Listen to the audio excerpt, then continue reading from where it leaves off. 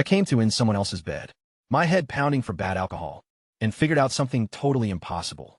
I'd actually been reincarnated, sent straight back to the absolute worst day of my past life. It was the dead of summer down in Stone Creek Village, scorching enough to literally fry an egg on the unpaved road. I recognized every little detail: the crumbling mud brick house, the stuffy air, the setup that elderly couple, Xiao Guai and his wife, had orchestrated for me during my previous lifetime. Those two manipulative jerks got me wasted on purpose, stripped off my clothes, and dumped me right onto their daughter-in-law, Wang Naixiang's bed, before rushing outside, shouting to the entire neighborhood that I'd assaulted her. Their goal was pretty simple: extort my family into giving up our brand new home, just to cover their son's massive betting debts. If we didn't comply, they'd call the cops. And seriously, who'd believe me? I was just a local punk, a worthless nobody that no one respected. The first time around, Naixiang defended me and confirmed nothing had happened. She kept me out of jail, but it completely ruined her. She'd sabotaged her in-laws' little plot, so they ended up beating her every single day because of it. The whole town was whispering about her behind her back. A month later, she couldn't take the pressure anymore and ended up jumping into the river. The evening before she passed, she tracked me down and pleaded with me to run away together. I was way too terrified to say yes. Even so, she gave herself to me that night. The final thing she softly muttered in my ear was, "In the next life, please take me along." I carried the weight of those words for the rest of my years. Except right now, this wasn't some future lifetime. I found myself right back here right now. And this time around, I wasn't going to act like a coward. Glancing over, I saw Naixiang resting on the bed next to me. She was maybe 23 or 24, you know? Stunning, kind of in a way that just made your heart ache. Those melancholy, luminous eyes. That slender, fragile frame. The elderly couple had already disheveled her outfit to make it seem like some awful crime had taken place. She was pretty wasted, too, scarcely even awake. She muttered my name, begging me to hold her close. Before blacking out once more, I quickly rearranged her clothing, moving with frantic care, though my hands wouldn't stop shaking. Not from the alcohol, but because I knew exactly what was coming. Just beyond the front entrance, I could hear Xiao Guai and his wife, leading a massive crowd of villagers toward us, all buzzing with gossip and eager for spectacle. The old man was already putting on a fake sob story, howling about how badly my folks had mistreated them. But I wasn't that same naive idiot anymore. In my previous life, after everything shattered to pieces, I left this village and trained under a Taoist master, who educated me in medicine, combat, hunting, and stuff like that. My physical body was youthful again, but those advanced skills remained locked in my mind. Leaping over the wall, I vanished before they could even get the front door unlocked. By the time Xiao Guai stormed into the bedroom, with half the neighborhood backing him up, the only thing they found was Naixiang resting on the mattress, completely covered up and perfectly untouched. There was absolutely no trace of me anywhere. Man, the look on that old scammer's face must have been something else. In this lifetime, I had real plans for him, and I wasn't going to let Naixiang handle this misery alone. Not this time. I quietly scaled the wall and made my escape, and looped right back around to the front yard, totally calm by the time. Xiao Guai and his wife led a whole crowd of locals inside to catch me. I was already long gone from that room. Inside, it was pure chaos. Xiao Guai's wife splashed a bowl of water right on Naixiang's face. To wake her up, the poor woman opened her eyes to a room full of gawking neighbors, and her father-in-law screaming in her face, calling her a slut, demanding to know where I went. She had no clue what was even going on. She'd been wasted the entire time, and didn't even know I'd been put on her bed. The villagers started turning on Xiao Guai. The blacksmith, Li Tai Jian, spoke up first, saying, "I might have a pretty bad reputation, but I'd never mess with anyone's wife." Others agreed with him too. No proof, no crime. Naixiang's clothes were fine. She was totally fine, and I wasn't even there. What assault? Xiao Guai's face went from flushed to pale.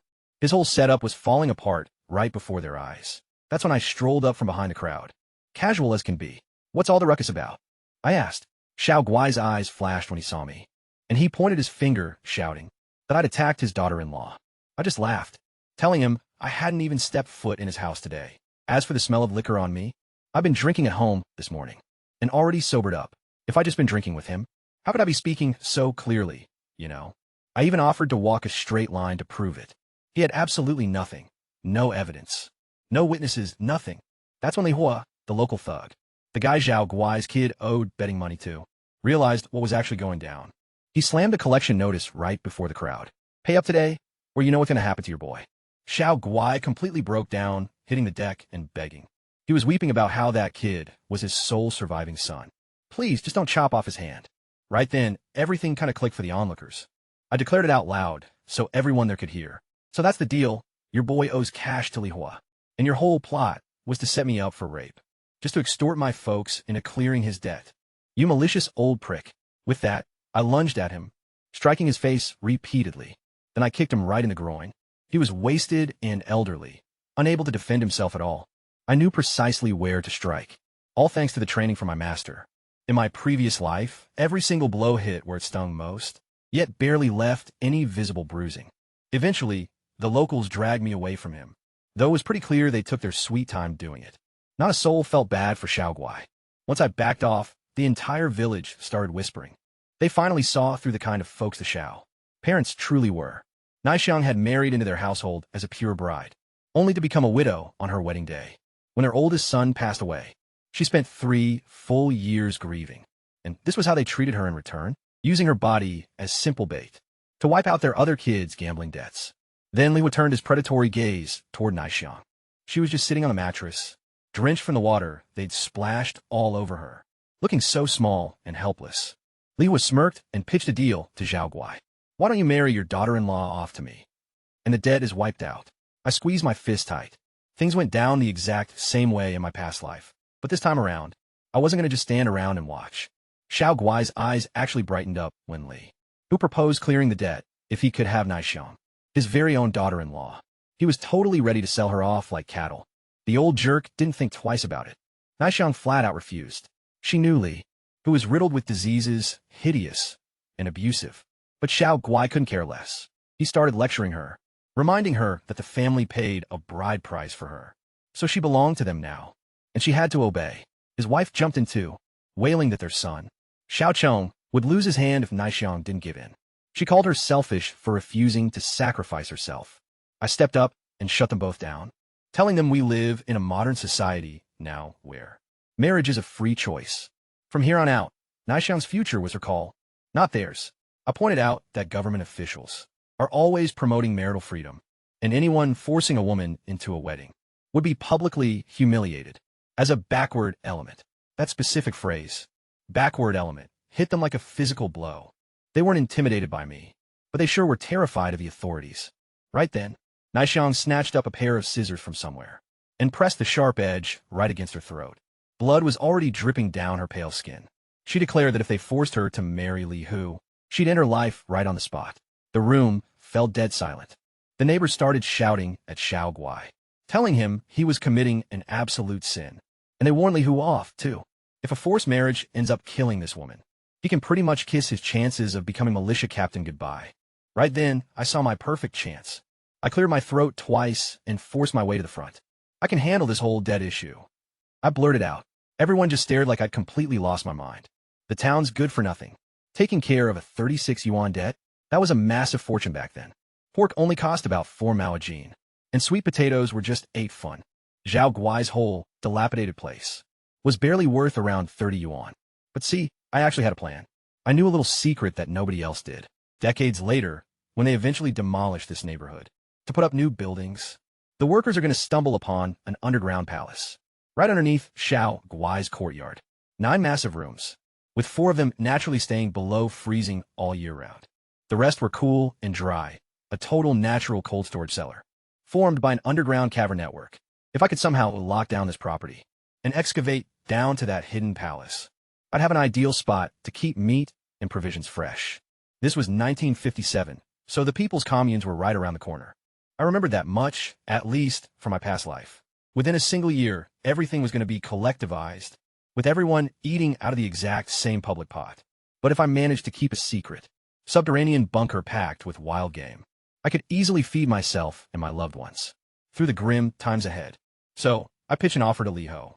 I'd borrow 36 yuan from him on the spot, return 40 within a month, and offer up my family's brand new home as security.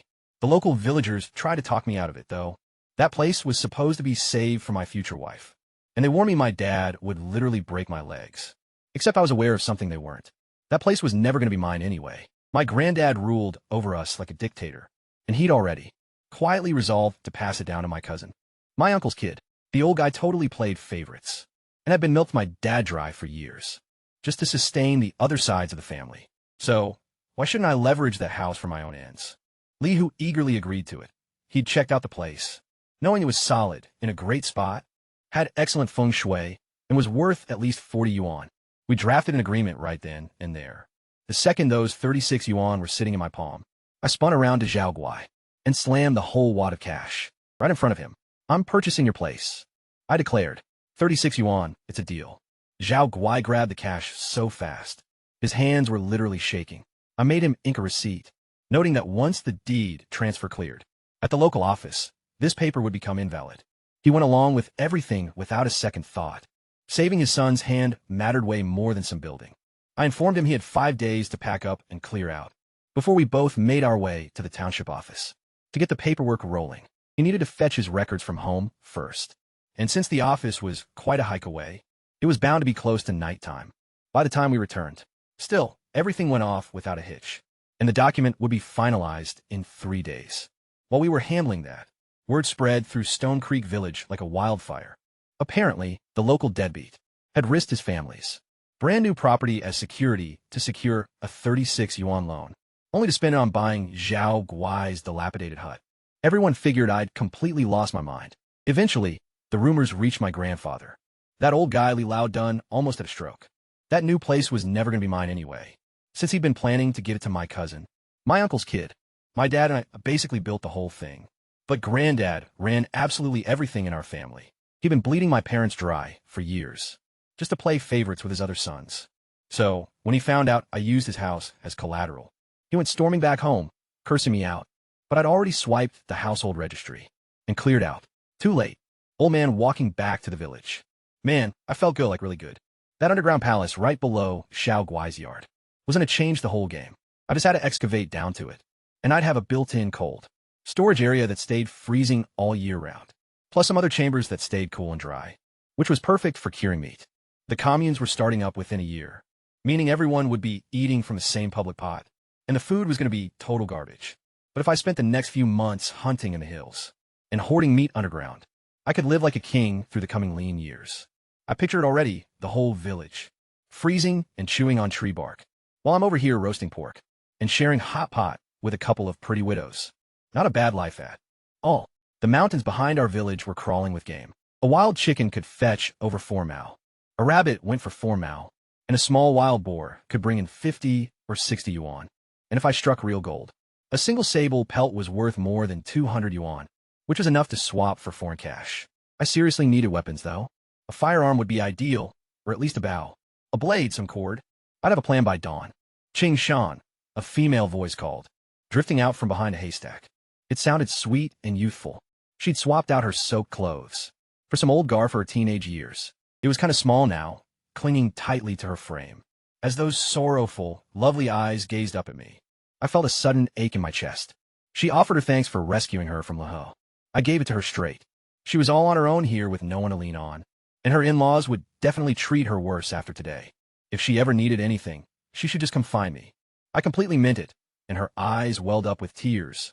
For a woman who'd endured 3 long years of being blamed for her spouse's passing, constantly being told she brought bad luck, slaving away at chores while eating nothing but leftovers, hearing someone promise, "I'll look out for you," meant more than I could possibly fathom. She'd been like a drifting leaf on the water, with no anchor, no shore in sight. But then she started worrying about me. That 36 yuan loan, how was I going to manage to pay it back? She knew exactly how my family was doing. That house was meant for my future bride, you know?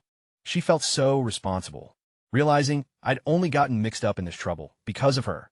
When I mentioned that I intended to go tracking game in the hills tomorrow, she panicked. She immediately began counting off everyone who had perished in those woods, at least a dozen over the years, just from our own community. She brought up Xiao Zhongshan, a legendary tracker who'd actually saved my life once, who was now stuck in bed after getting mauled by a boar. She reminded me that I had absolutely no experience, with no master hunter to lead the way. What would happen to my folks or my sister-in-law? Who's going to look after them if things go sideways for me? But then she said something that just completely crushed me. Just forget about it, Ching Shan. I'll just settle down with Li Hu. I'm a widow anyway, so I'm going to need a husband sooner or later. Besides, everyone calls me bad luck. Maybe I'll end up jinxing him to death, too. She gave a painful little smirk when she said it. Like her own life didn't matter at all. Cut the nonsense, I told Naishiang. I'm heading out to the woods to hunt, not to get killed. And this isn't just about clearing the debt, you know. My family needs the cash, and honestly, I love hunting. So drop the talk about marrying Li Hu. If you go through with that, everything I pulled off today was pointless.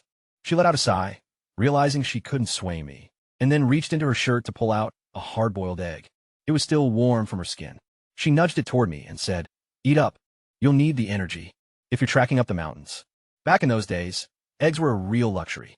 Normal households only saved them for special occasions, or when someone fell ill. Naishiang was at the absolute bottom of the family ladder, so she probably never got a single bite for herself. Plus, every egg in a farmhouse was strictly accounted for. The moment her in-laws realized one was missing, she'd take a beating for sure. I took it from her, and as our fingertips brushed, she quickly yanked her hand away. With her cheeks flushing red, I bit the egg right in half and held the remaining piece to her lips. She tried to decline, insisting eggs were meant for men, not for women, but I told her, if she couldn't even share half an egg with me, how could she ever be mine? Back when she was kind of in deep trouble, she parted her lips, and I just popped it right in. As she chewed slowly, I noticed a sudden warmth washing over her eyes. Honestly, it was probably the first nice thing anyone had done for her in like 3 whole years. Then she rushed off to fix dinner for her in-laws before they started screaming at her. By the time I got home, the vibe was absolutely freezing. Our family compound packed 4 separate households under one roof, with my grandfather running the whole show. Li Laodun was seated at the head of the dining table, enjoying the finest dishes. Right beside him was my oldest uncle's family, along with their golden boy, my cousin Li Qingshu, the old man's absolute favorite grandson. He was the one getting all the family's cash to go to school, even though his grades were dead last. Down from them sat my second uncle's family, and way at the very end, in the worst seats with the worst food, were my parents and my widowed sister-in-law. My older brother had run away years back. Some folks said he died out there somewhere. Every single I locked onto me the second I walked in. My grandfather and oldest uncle looked like they wanted to murder me, while my parents and sister-in-law just looked petrified. "You little wolf cub, don't you dare take a seat," my grandfather bellowed, making my dad jump up instantly. "Father, Qingshan is still young. He doesn't know any better, so punish me instead." But my oldest uncle just slammed his hand on the table. "Young? The kid is 18. He's plenty old enough to know better. Today he's mortgaging a house, and tomorrow he'll be killing and burning stuff. Father, we can't let this thug go around ruining our family name. It's going to end up hurting Cheng Shu's future career." That did the trick. The second grandfather realized his beloved Qing Shu might get dragged into this. He started brandishing his pipe at me like a weapon. "Get up right now." So I stood up, but it wasn't because I was scared. "Did you actually leverage our brand new home just to take out a 36 yuan loan from Li?" "Who?" the old man barked. "Yeah, so what if I did?" I replied, stepping closer to him. "How dare you? That place is meant for Qing Shu, not you. Go reclaim that loan agreement this instant." The entire room fell dead silent. My dad's face completely lost its color. "Dad, you told me the property was for Qing Shan." I put it together with my own 2 hands, layering the bricks during every single break and afternoon, while everyone else was resting. "How can you just hand it over to Qing Shu? When did I ever state it belonged to Qing Shan?" Grandfather snapped back, totally shameless about it. He held up 4 fingers. "First off, I never officially promised that property to your kid. Secondly, the property deed is registered to me. Thirdly, I run this household, so my word is final. Fourth, Qing Shu happens to be the oldest grandson. He's getting hitched first, so he gets the place. We'll set something up for Qing Shan down the road." My dad started to say something, then hesitated. Years of being the unloved child had stripped away all of his fighting spirit. He couldn't even realize how heavily he was being played. I guess that makes sense then," he muttered. Watching him back down like that made something snap deep inside of me. In my previous lifetime, this kind of spinelessness ruined our entire household. This time around, things are to go differently. The real estate transaction concluded flawlessly. Xiao Guai signed every piece of paper I handed him, since he just wanted to save his boy's hand. I gave him 5 days to pack up, and we went straight to the local office. 3 days for the paperwork, and the deed would be mine. The whole village thought I'd completely lost it. The local loser, trading a brand new house for some crumbling shack. Nobody had any clue what I was really after, which was the spot right under that yard. A hidden subterranean palace, with chambers that stayed ice cold all year round. A natural freezer, formed by deep caverns in the ground. In a year, when the communes took over, and everyone was starving on thin porridge, I'd have a secret cache, stocked with dried meat and game. That was my actual plan. My granddad found out about the deal, and nearly choked out of sheer fury. That new place was never going to be mine anyway. The old dictator had been planning to give it to my cousin the whole time, even though my dad and I built it with our own sweat. But I'd already grabbed the family registry and split. Before he could stop me, let him yell. On my way back, Naisheng found me behind a haystack. She'd changed into old clothes that she'd outgrown, hugging tight against her body. She thanked me with tears in her eyes. 3 years of being branded a cursed wife, doing all the grunt work and eating leftovers. And today was the first time someone actually protected her. I told her to come find me whenever she needed help. I truly meant it with all my heart. But then she got worried for me. She knew those mountains had claimed a dozen lives. Right from our town. She named all the trackers who'd been torn apart, maimed, or left for dead up there. She pleaded with me to stay, but when I wouldn't budge, she dropped the line that cut the deepest. Just forget it, I'm gonna marry Lee. I mean, I'm a widow with a death curse anyway. So maybe I'll end him too. She actually smirked saying it. The kind of smile that makes you want to punch a wall. It was like she'd already decided. Her life wasn't even worth fighting for. I told her to stop talking crazy. That I wasn't heading up there to die. I was trying to build a better future for all of us.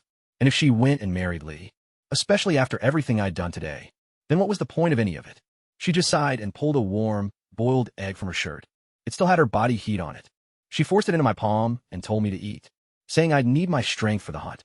Back then, an egg was a total luxury. Her in-laws counted every single one. She'd get thrashed the moment they noticed it missing, and she knew it. So I bit the egg in half and pressed the other piece to her lips. She tried to push it away, but I told her if she couldn't even take half an egg from me, she'd never turn to me when stuff got really bad. She finally opened up and let me feed it to her.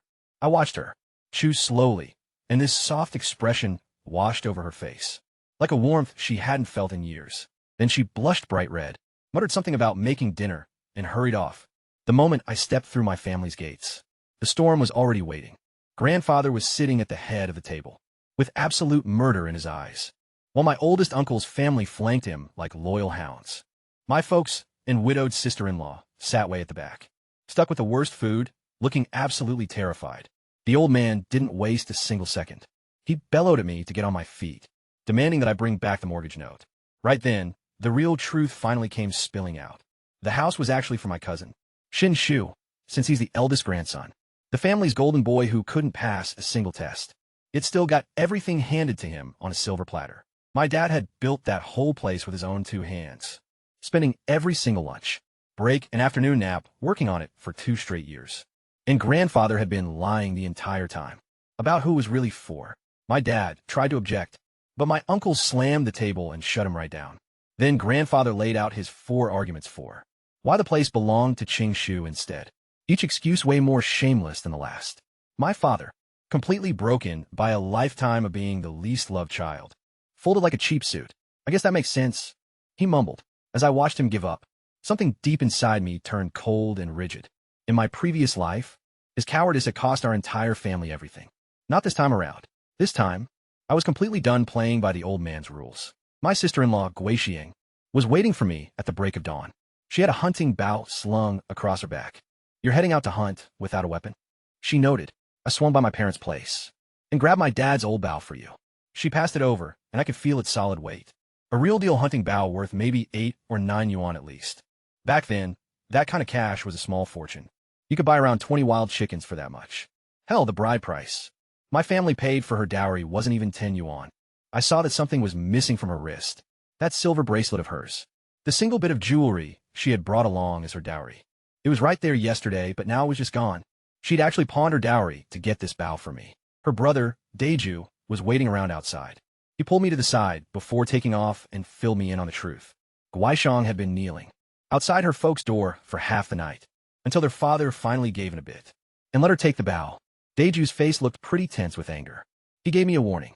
If the Li family kept treating his little sister like garbage, he'd come drag her back himself and make us all regret it. Once he left, I headed over to Guishang's room. I recalled her limping a bit when she walked in earlier, and now I realized why. The old woman, grandmother, had flat out refused to let her make new shoes, handing her a worn-out pair belonging to my eldest aunt instead. They were way too tight, and Endless trek to her parents' place had chafed her feet until they were raw and bleeding. Meanwhile, my eldest aunt was strolling around in brand new shoes. I grabbed the absolute best pair of footwear I owned and knelt right down in front of her. She tried flinching away when I caught her ankle, but I told her to just stay still. I'd seen the proof of what her brother told me. I knew exactly what she'd given up. The bare minimum I could do was swap out her shoes. Her feet were so pale white and delicate, marked with angry red patches where the skin had been scraped raw. It was painful just looking at it. She'd never had a man drop to his knees to put shoes on her, ever before in her life. It was always the women looking after the men here. I could tell her breathing was picking up, but I just kept focused on slipping the shoes on, without causing her more pain. Just wait till I get back, I told her. Once I sell whatever I catch, the very first thing I'm getting is a real pair of shoes. Just for you then. I grabbed my sack of toasted cornmeal and made my way to the edge of town, heading straight for old Xiao Jiangshan's place. Xiao Zhang. Sean had been hunting these mountains for decades. He actually saved my life back when I was a kid. A wild boar had recently gored him pretty bad.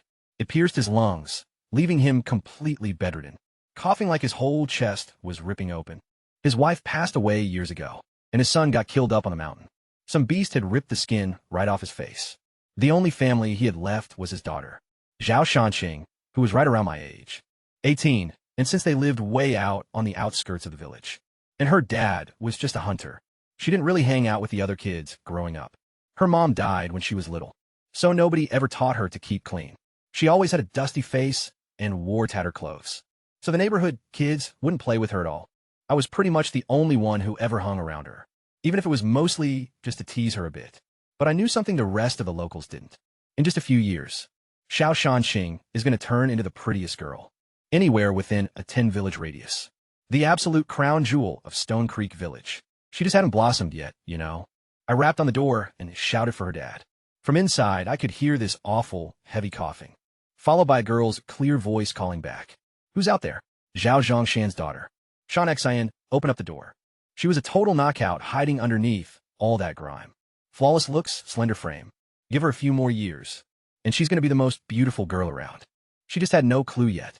My dad had actually dropped by the previous evening to give them a heads up about my visit. San sin gudet me indo, with a scent of herbal medicine slammed into me.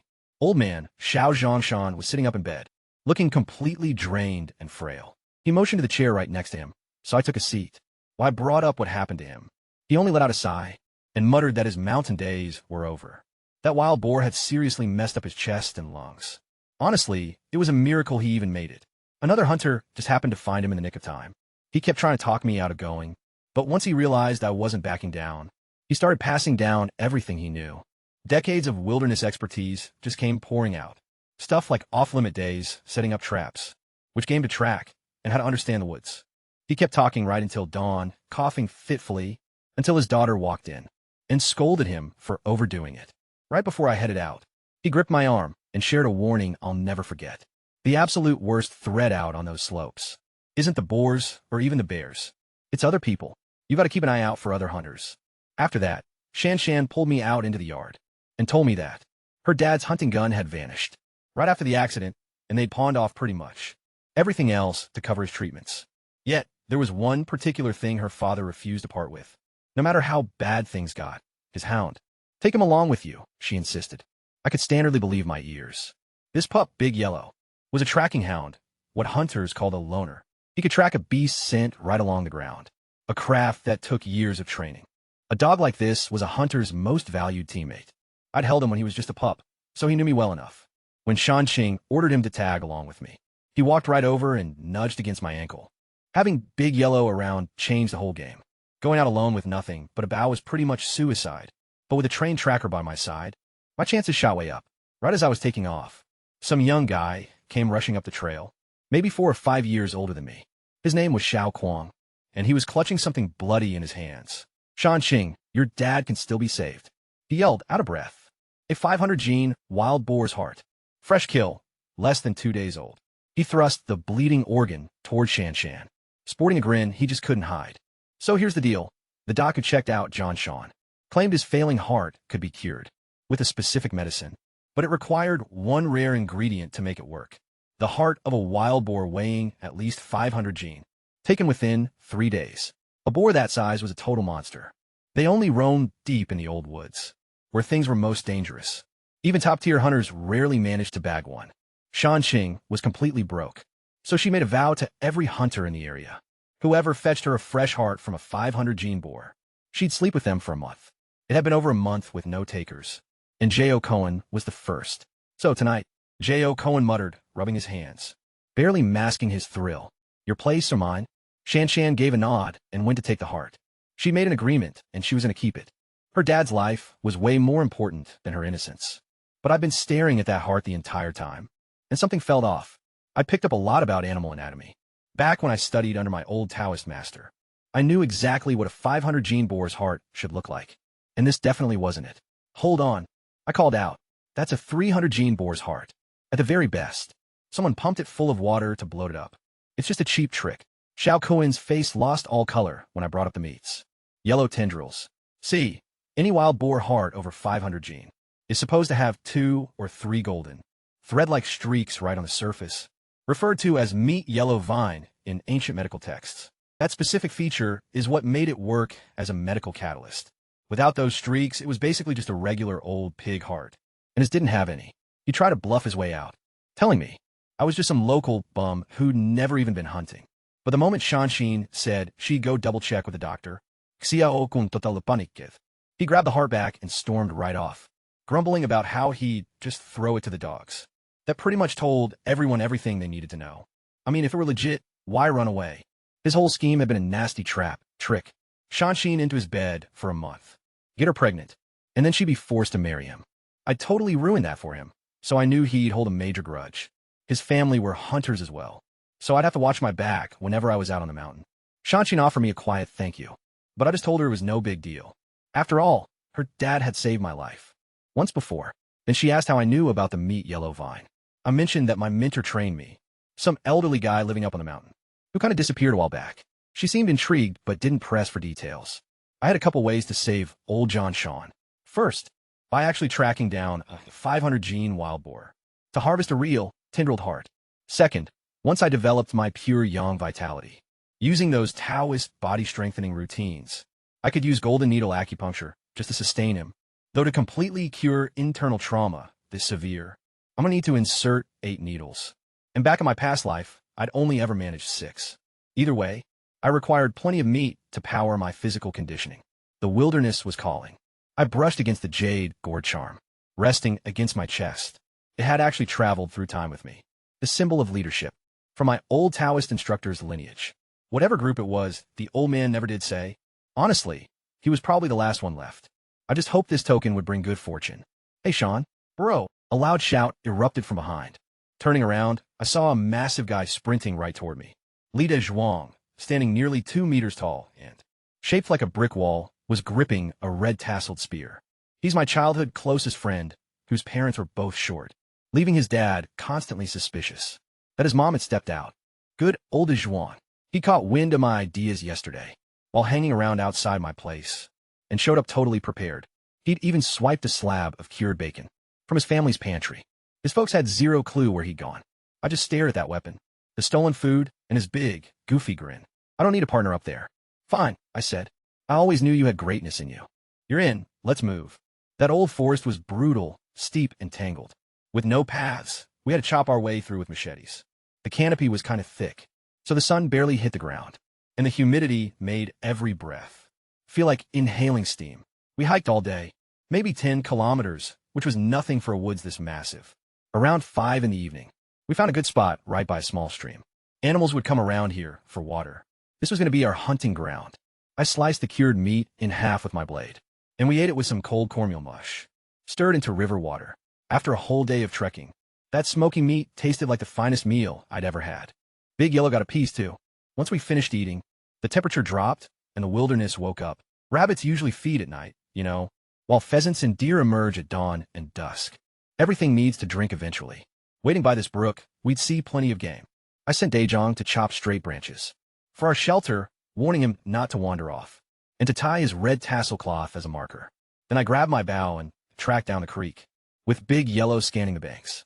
My bow had a 60-pound draw weight, good enough to drop small game at 50 meters, and mid-sized beasts like deer within 30. As for wild boars, I need to get within 20 meters and pierce the heart or neck. Against anything larger than a young boar, stuff like that. This bow just wouldn't penetrate the thick hide. Suddenly, the jade gourd resting on my chest grew warm. Before I could even react, Big Yellow lunged forward. Just like a yellow flash of lightning. He lunged straight at a rabbit that was drinking down by the water. Big Yellow was fast, so the rabbit bolted. But bunnies don't really have much stamina. They burn out kind of quick. Yet before Big Yellow could even close the distance, I'd already drawn my bow.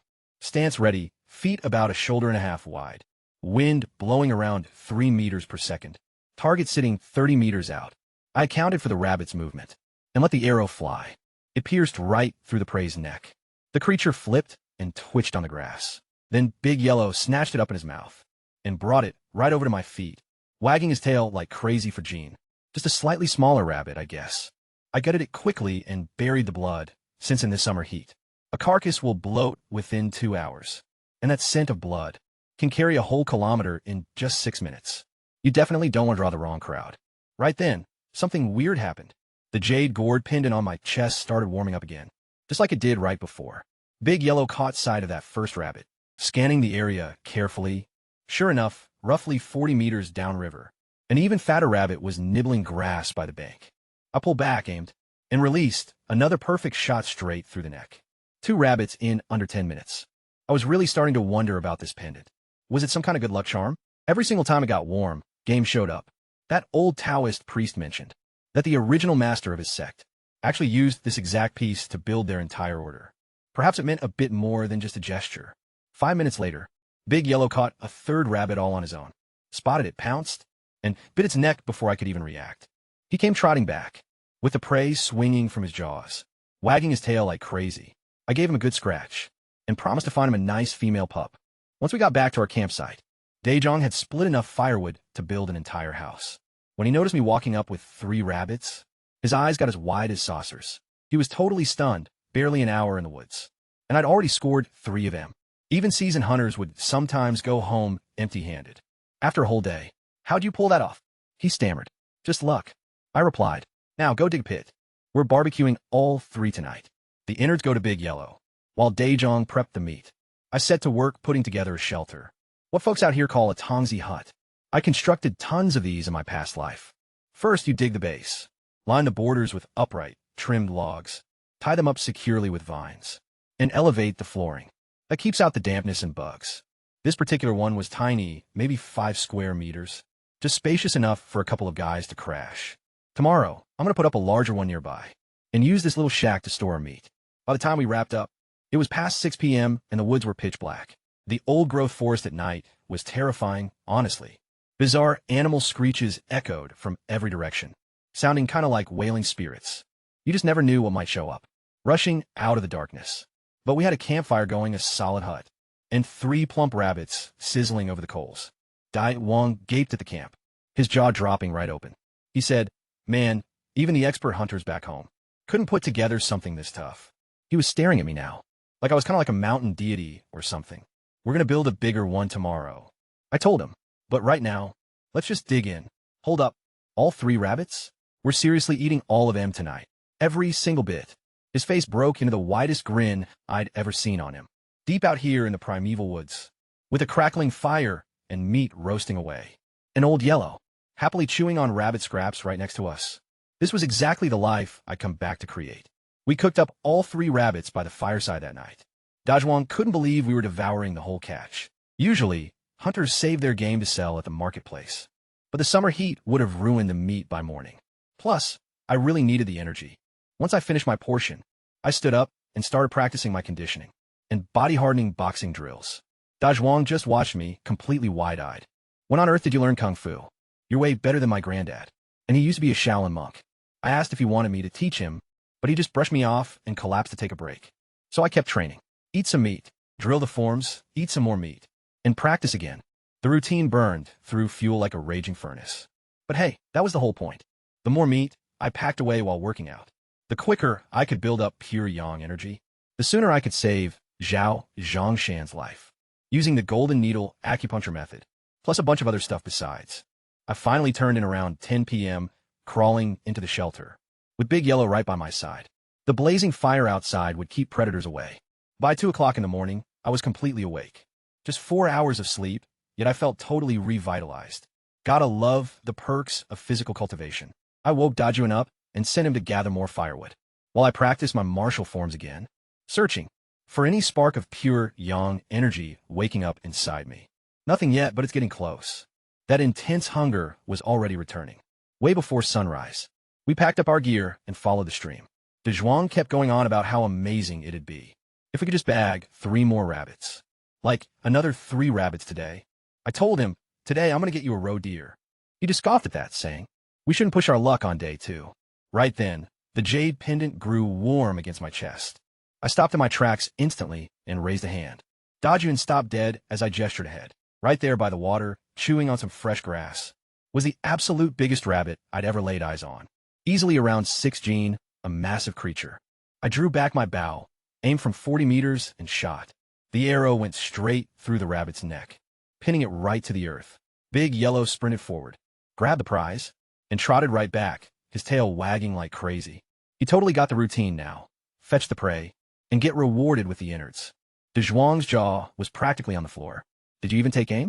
You didn't even look. I then showed him the proper way to gut and clean a rabbit. That was going to be his gig from then on, just prepping carcasses and hauling the meat. He beat his chest and swore he'd do whatever I told him, even if I ordered him to go box a bear.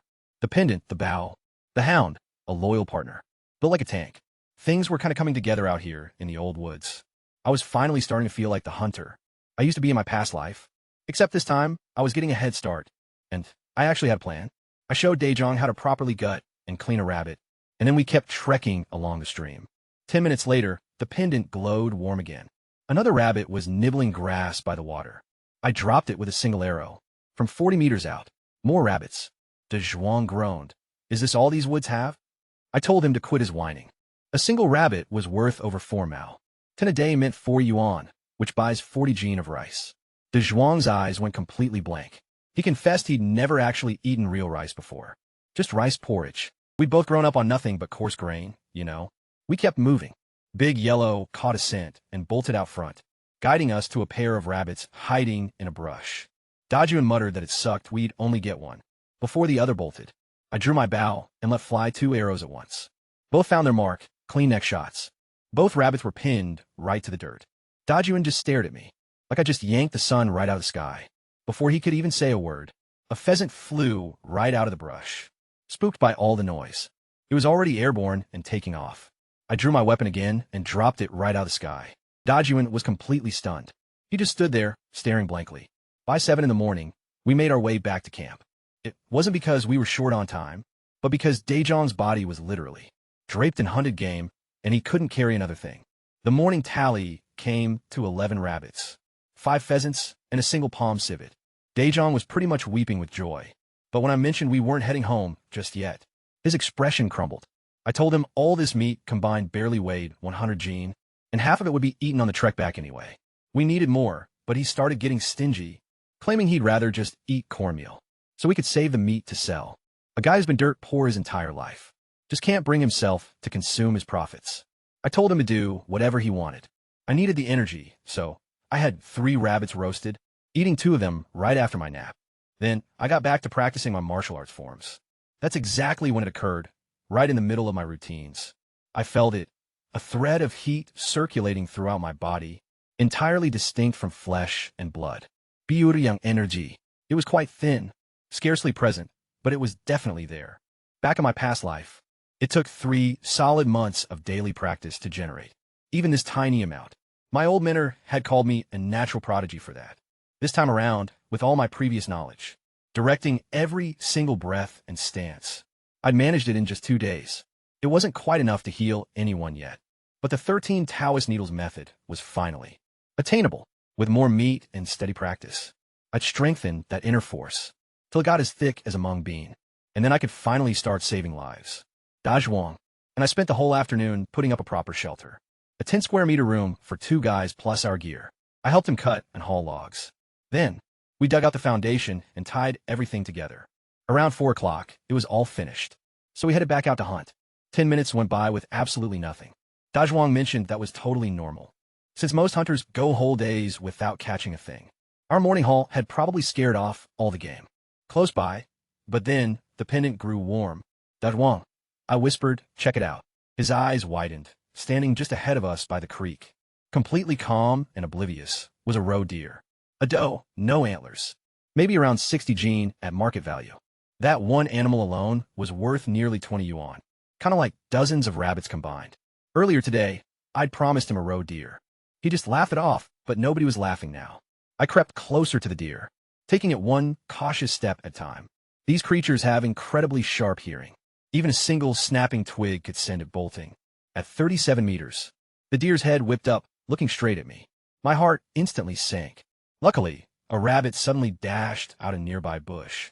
So the deer figured that was all it was. It lowered its head and went right back to grazing. I closed the gap to 30 meters and drew my bow all the way back.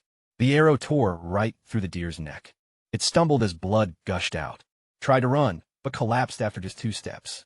Honestly, before it even hit the ground, I'd already knocked a second arrow and dropped that rabbit too. Dajuan was losing his mind. A 60 gene roe deer, worth nearly 20 yuan just for the meat, and the skin was totally flawless, since I got it right in the neck, instead of blowing holes through it with a gun. An unblemished hide like that could bring in 15 yuan on its own. We dragged the whole catch back to the camp, and then the amulet grew warm once more. 2 more roe deer came bursting out of the thicket, right at us, one of them bleeding from deep gashes. A wolf pack had been hunting it. I told Dajuan to get a spear ready. I'd take the front deer, and he'd handle the second. Once they got within 10 meters, I popped up from the brush and shot. Dajuan lunged forward with a shout, plunging his blade straight into the other deer's flank. The force of it nearly knocked him flat, but the animal went down. 3 roe deer in a single afternoon, plus all the hares and birds from this morning. We had way too much game to haul back by ourselves. I sent Dajuan heading back to the village to grab his dad and brother to help carry it all. I warned him to travel light, though. No carrying meat, or the scent of blood would draw wolves. I kept Big Yellow by my side, since the Zhuang wasn't familiar enough with the dog. Those claw wounds on that one deer proved that wolves were stalking nearby. As long as I stayed inside the hut after sunset, I'd be safe, since wolves do their hunting at night. I used the last hours of daylight, stalking along the creek, bagging a few more rabbits, some pheasants, and even another civet. When night fell, I grilled a couple of chickens, cooked up some civet broth, and practiced my martial arts by the fire. That pure, youthful vitality inside me was expanding, still faint, but growing stronger with every single practice. My thoughts drifted back to my old Taoist master, and wondered if I'd ever cross paths with him again. Then, I heard it, a girl's scream echoing through the woods. Help! Somebody help me! I grabbed a torch, my bow, and my blade. Big Yellow was already barking wildly into the dark. Past the trees, I could kind of make out a shape. Something running, something trailing right behind. I let loose an arrow into the pitch black. A wolf yelped. I couldn't see well enough to score a lethal hit, but the arrow grazed its leg, and the torchlight spooked it. It gave one last growl and vanished into the brush. The firelight shone on a girl slumped on the ground. I recognized her instantly. Wang Chun Xiao. She was from our village, and she was completely barefoot, her feet all cut up and bleeding. Her hair was wild, her clothes shredded. She'd been sprinting blindly through the brush, with a wolf hot on her heels. When she saw my face, her eyes went wide. Li Xinshan, what are you doing out here? Hunting. What about you? Feeding the wolves? Knowing she was safe, she just broke down crying. Everything she'd been holding back came flooding out. I told her to hush up or the pack would come back around.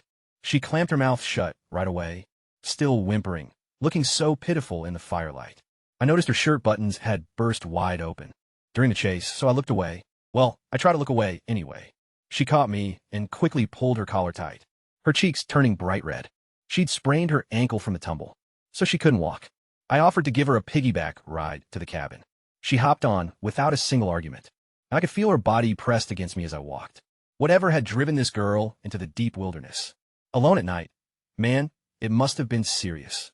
I'd find out pretty soon. I piggybacked Wang Chun Xiao over to the shelter. Once inside, by the glow of the campfire, I noticed her feet were kind of wrecked, scratched up, blistered, and her right ankle was severely sprained. I knelt down and slipped her sock off, and she instantly froze up. What are you doing? She stammered, her face flushing. Your ankle is out of joint. Just stay still. Her foot was tiny and pale, almost like it was sculpted from jade. Clasping it with my rough hands, I began massaging the joint, using the exact therapy my Taoist master had passed down to me. She was totally rigid and self-conscious at first. No guy had ever touched her like that before. But as the ache began to fade and a warmth spread through her foot, she finally unwound. Her eyes drifted half shut, and she nibbled her bottom lip, caught right between relief and bashfulness. Right then, I popped the bone back in. One clean click, and she gasped. But when I told her to get up and test it, she stepped down on it, and her eyes went wide. It doesn't hurt. She was completely shocked. You know medicine, too? What other stuff have you been hiding? I fed her the usual line. An old mountain doctor taught me before taking off. Now that she calmed down, I brought up the real issue. What was a young girl doing out in the deep woods alone? At night? Turns out her dad wanted her to marry Xiaoba, the village party secretary's kid. She said no way and bolted from the house. Got lost in the thicket and wandered around for hours. Until that wolf tracked her down. I needed her to realize how reckless that was. So I laid out straight. The exact kind of trouble a girl can face out here alone. Any guy could do whatever he wanted to her, and no one would ever find out. Murder her, hide the body, and just walk away clean. Or even worse. Some lonely bachelor could drag her down to a basement, chain her up like some animal, and keep her locked away for years until she lost her mind. I watched all the color drain right out her face. Are you scared? I asked. She nodded, tears streaming down. Good. Don't you ever run off by yourself like this again.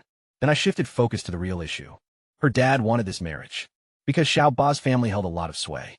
The secretary could offer their household protection, since they were considered outsiders in this village. The wedding wasn't happening until next year, which meant we still had time. I can sort this out, I told her. I've got a way to make sure you never have to marry Jalva.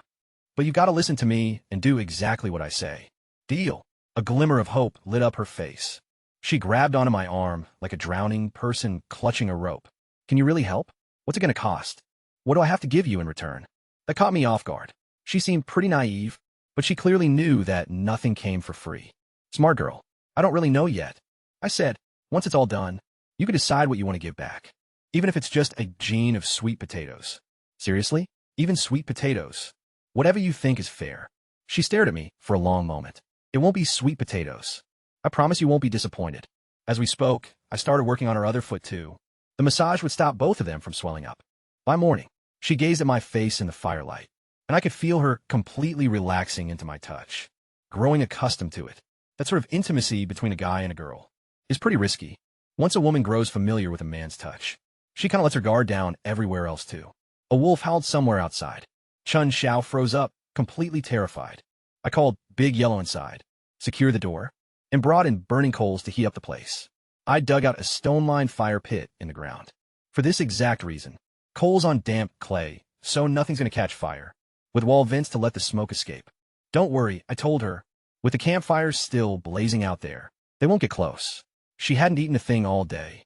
When I grabbed a skinned rabbit from the corner, her eyes widened and lit up just like a kid's. Crouching by the fire, she watched me roast it, gulping heavily every time the aroma drifted over. While I was cooking, she stood behind me and kneaded my shoulders with her tiny, delicate hands. There was no real pressure, you know, but it felt like warm water washing over stone. Once the rabbit was done, I seasoned it and passed it over. She dug right in, nearly weeping with sheer joy. She mentioned it was the finest meal she'd had in years, devouring every single bite. Then she gazed at me with this complicated look, as if she were already trying to figure out how to repay me for all this stuff. Meanwhile, back in Stone Creek Village, Dajuan stormed through his folks' door, dripping with sweat. His mom and dad had been awake through the night, worried sick. We blurted out what we'd bagged. 3 roe deer, 11 rabbits, pheasants, and a civet. No one believed him. Even his own brother thought he was bluffing. His father remarked that even old Zhao Zhongshan, no way that could have been done so fast. De Zhuang swore on his life. If I'm lying, I'm never going to hunt with Qing Shan again. That's what finally got his dad to agree. But right then, a heavy rain started pouring down, so they had to wait it out before they could head back up the mountain. Meanwhile, up in the woods, things took a turn. The rain put out our campfire, leaving us in total darkness just like that. And then, the howling began. It wasn't a lone wolf this time. I counted about 10, from the echoes bouncing around us. They caught our scent, and with no fire to scare them off, they began surrounding the shelter. Chan Chao was shivering so hard her teeth were chattering. A loud thud rattled the wall, wolf claws scratching against the wood. The pack had tracked us down, and they weren't going anywhere until morning. The freezing cold became our next issue. A summer downpour, mixed with the wind blowing through cracks in the walls. I was doing all right, since the pure yang energy in my body kept me warm, but Chun Xiao was tiny, malnourished, and wearing barely anything. She curled herself into a ball, trying to hold onto whatever body heat she had left. It wasn't working, though. She was shaking all over. I reached over and pulled her close to my chest. She tensed up for a split second, trying to back away, but once she felt how warm I was, she stopped resisting. She snuggled in tight, and her shivering slowly stopped. I could feel her racing heart start to steady, as her panic turned into a sense of safety. Outside, wolves reign. In pitch-black danger. Inside, comfort. With a girl cuddled up my arms. Her gentle breath brushing my neck. I'd be lying if I said I didn't feel a thing. But with wolves ready to bust through the wall, at any second, it kinda wasn't the time. I kept my gaze fixed on the door, and kept my hands to myself. Eventually, the downpour stopped, and the pack gave up and slunk away. Big Yellow stayed on guard by the entrance, while I finally shut my eyes, intending to drift off for just a minute. Next thing you know, I woke to morning light, streaming through the cracks. Shu Anxiao's eyes were already open, gazing right up at me. We just stared at each other for one odd, silent moment before she scrambled to her feet. Blushing hard, she mumbled a thank you for last night. I stood up and looked down at her. I saved your life, so how are you going to repay me? She nervously played with the hem of her shirt, her heart visibly pounding. What? What do you want? Haven't decided yet. I'll let you know. I patted her head like a kid and headed outside. Big Yellow was running around in circles, thrilled to be free. I checked the smaller shed, where we'd packed away the meat. Everything was untouched. The wolves hadn't broken in. I built a fire and roasted 4 wild chickens. Shu Anxiao ate one slowly, savoring every bit, while I smashed through 3. She watched me eat, eyes wide, probably finally understanding where my broad shoulders came from. After breakfast, I practiced my fist forms. The pure yang. Vitality felt way stronger than yesterday. All that eating and training stuff was paying off. While I was practicing, my jade gourd pendant slid out from under my shirt, and I caught sight of something different. It was soaking up the early morning sun, giving off a faint inner glow. I couldn't quite wrap my head around it yet, so I just hid it away and kept moving. Chun Xiao watched me from over by the fire, munching on her chicken with a funny look on her face. I was starting to realize she was kind of sizing me up. My build, my capabilities, even my face. I caught her mulling something over, and then she shook her head, blushing. She was well aware of my family situation, knowing that any girl who married into that household would end up just like my sister-in-law, Guaishang, completely broken down by my grandfather's tyranny. Still, I could tell the thought was crossing her mind anyway. If only this guy could break away from that family. I turned her way and asked, so, are you tagging along on the hunt? Or staying behind at the camp? I'm coming with you, Chun Xiao replied, without pausing for even a second. She'd much rather brave the woods with me than sit all alone in a makeshift shack. That wolves had been scratching it all night. We started following the creek again, and within 2 minutes, the charm grew warm. Right ahead were 2 pheasants, a rooster mounting a hen, just doing what comes naturally. Chun Xiao pointed excitedly, claiming they were fighting, but I told her I couldn't take the shot right then. It just felt wrong to kill a creature, right in the middle of creating the next generation. Her face turned bright red. Once she realized what they were actually up to, she went completely quiet, and I could practically feel her embarrassment radiating off her, like heat from a stove. Right then, our eyes met. She was standing right next to me. Then my breath was brushing against her face. She gently closed her eyes. Her lips parted, just waiting. I bagged the pheasants, got him. I shouted out, already dashing to grab the game. A single arrow, 2 birds. Behind me, Chun Xiao let out a little sigh of annoyance. I knew exactly what she'd been hoping for. But a guy who gives in way too easily never really keeps a girl interested. Make the fish think it's going to get away. That's when the hook bites deepest, you know. We kept on hunting, and 5 minutes later, I took down a palm civet, concealed in the deep grass from 50 meters out. Chun Xiao's jaw completely dropped. After that, we bagged 3 more rabbits, another pheasant, and then the amulet grew warm again, this time guiding me right to a raccoon dog, what the locals refer to as a fur dog. Just its pelt alone was worth a ton of cash. Ideal material for making fur coats. 1 arrow straight through the neck from 60 meters, and down it went. Chun Xiao had started the day feeling impressed. By 9 a.m., she'd totally upgraded her mindset. She'd been thinking, whichever woman married me would get meat every few days. Now, she corrected that thought. It was going to be meat every single day. Her sole complaint was having too much game to lug around. Quite a nice problem to deal with back at camp. I chilled out for a bit while waiting on Dewan. Chun Xiao lay right beside me and began asking about my family, like whether anyone had set up a marriage for me. or if I'd ever thought about breaking away from my grandfather's place and stuff. I gave it to her straight. No family would ever let their girl marry into a house like ours, 'cause everyone knew how my granddad treated us. But I was working on breaking away, you know? Once I was on my own, things were going to change.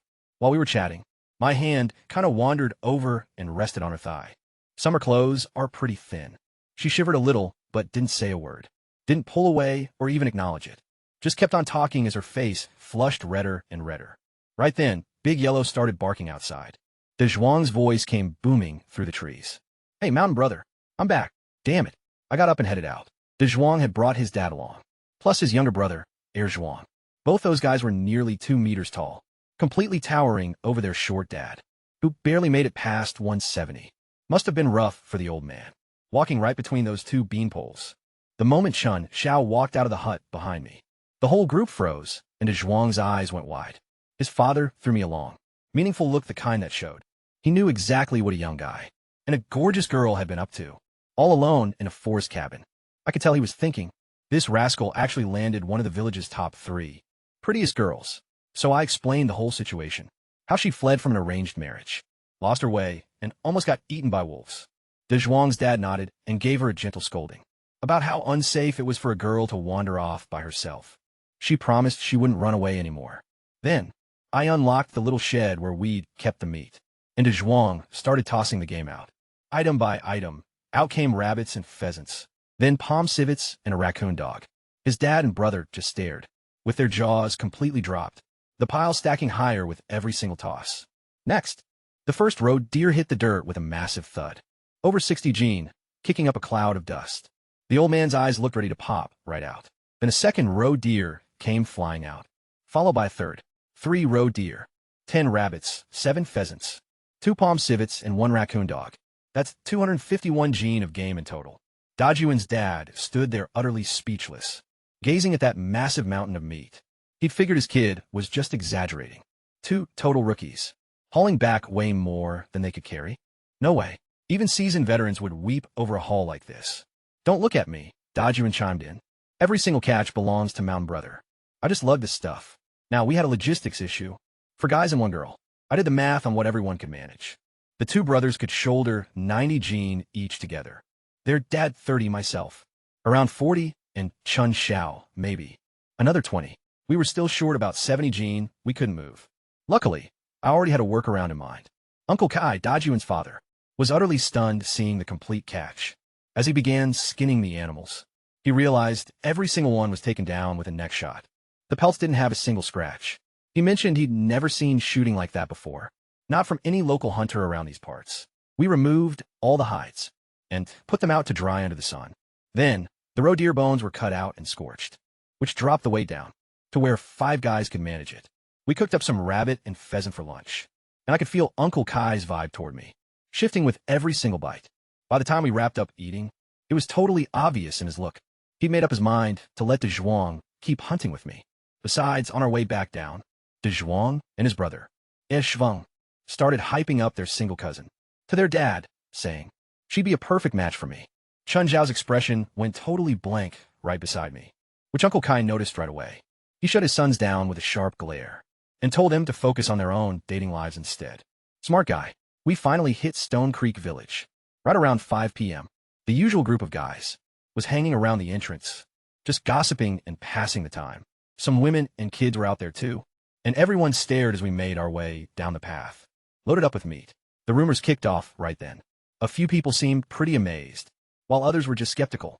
And then that gambling parasite, Xiao Chong, Xiao Guai's good-for-nothing kid, had to open his big mouth. That slacker has never gone hunting a single day. He definitely swiped all of that stuff. That was literally all it took. Suddenly, half the crowd was agreeing with him. A couple of decent folks actually defended me. Likely Tai Zhong the blacksmith, Zhao the carpenter, and Tofu Sure. But plenty of others jumped right on the bandwagon. Like Park Mark Annie, Xiao Yutian, and a couple others insisted I was flat out a thief. I kept my mouth shut, just paying close attention, taking mental notes of every single face. Who stood up for me, and who came after me. I wasn't going to forget these people. Dazhuang started yelling that he'd back up every single kill, and Chun Xiao chimed in too, but I didn't need their backing to sort this out. I grabbed Xiao Chong right by his collar and hauled him over. He tried wriggling away, but my grip was like iron. I told him straight up, "You're pointing fingers? Back it up. Show everyone exactly how I took this meat. Where I take it from. When? How?" He didn't have an answer. He just kept stammering about how he was sure I'd ripped it off. So I turned the tables on him. "All right, I'm saying you stole 100 yuan from my folks. Prove you didn't." He sputtered. "I didn't steal a thing." "Then prove it." "I can't prove." "So you did it then?" "No." "Then how can you accuse me with zero proof, either?" The crowd went dead silent. He had nothing. I reminded the whole bunch that just 2 days back, his old man, Xiao Guai, tried setting me up for rape. Now the kid was trying to frame me for stealing. Must run in the family, I guess. Then I laid into him, slapping him across the face first. That crack echoed right through the village entrance. Next, I rained down punches on him like a heavy downpour.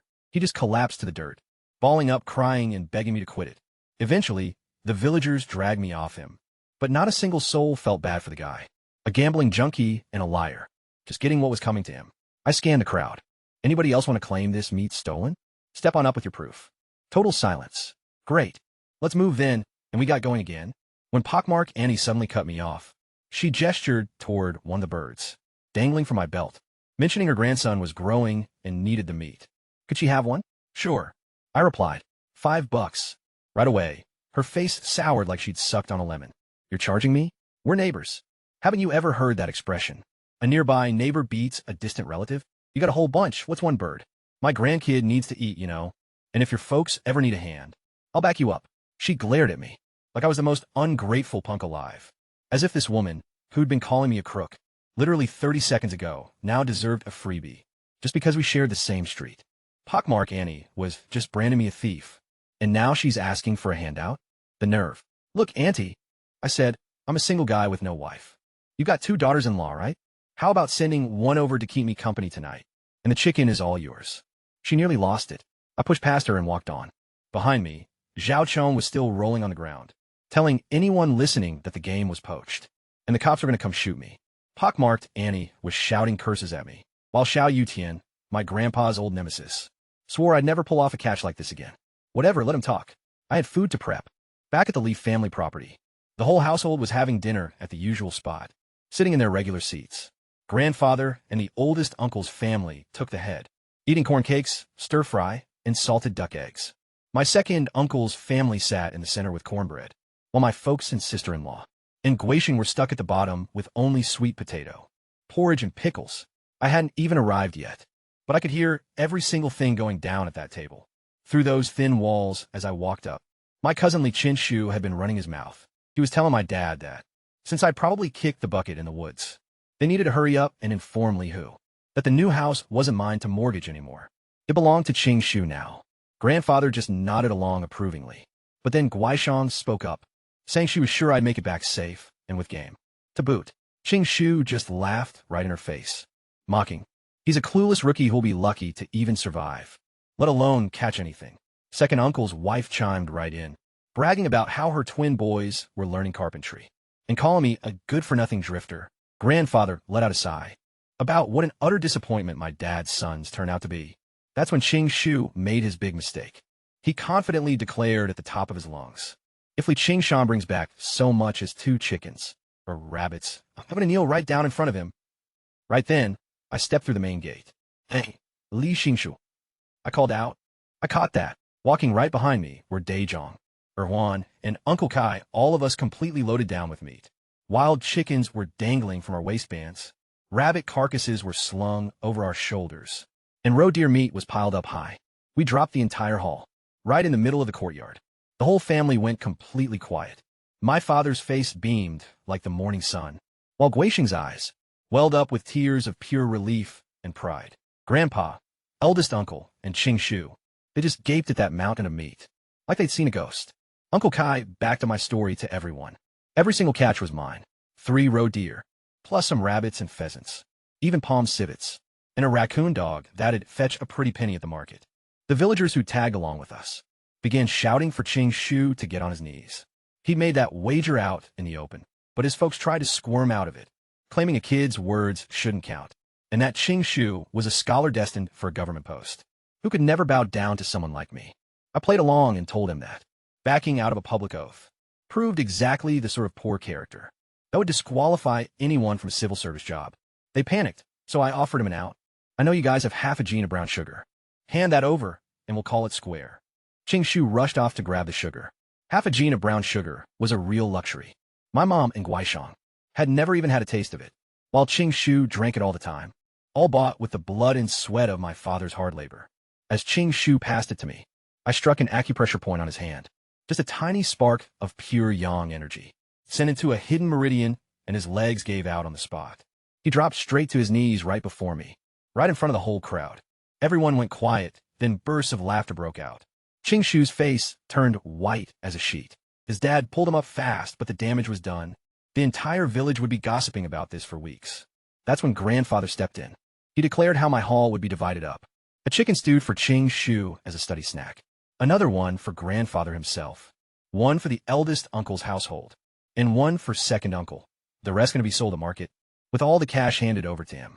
Plus a gene of brown sugar, bought for Ching Shu to replace what I'd taken.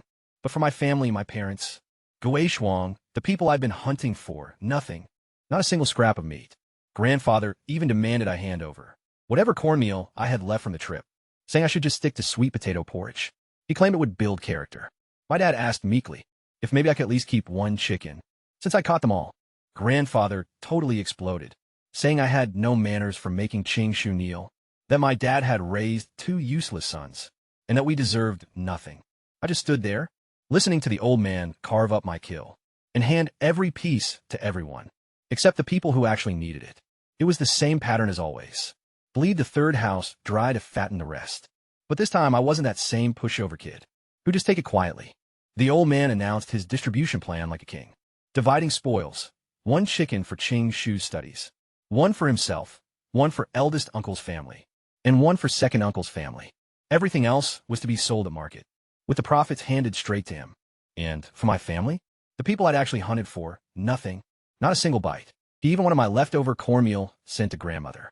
My dad asked quietly if maybe I could just keep one chicken, seeing how I caught them all. Grandpa totally lost it, claiming I had no manners, and that my dad had raised a bunch of losers. Said we didn't deserve a thing, and that was it. I'd had enough, so I yelled, "These animals are mine. I'm the one who caught them, so you don't get a hand out a single piece." I whipped out my machete and slammed it straight into the dining table. The wood split right open, with a loud crack echoing across the courtyard. Splinters went flying everywhere. The twins from second uncle's side flinched like they'd just been smacked. Even Grandpa froze up for a second. Second uncle bounced back first, puffing out his chest, and calling me a thug.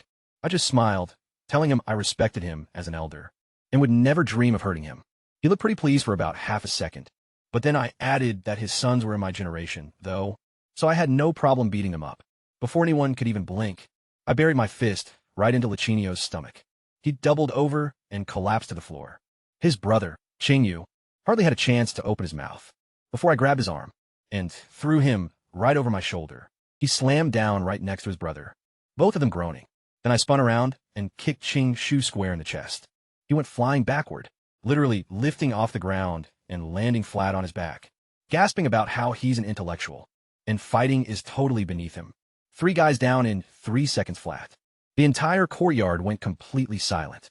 De Zhuang and Er Zhuang stepped up like a pair of walls and told everyone that if anyone laid a finger on me, they'd have to answer to them.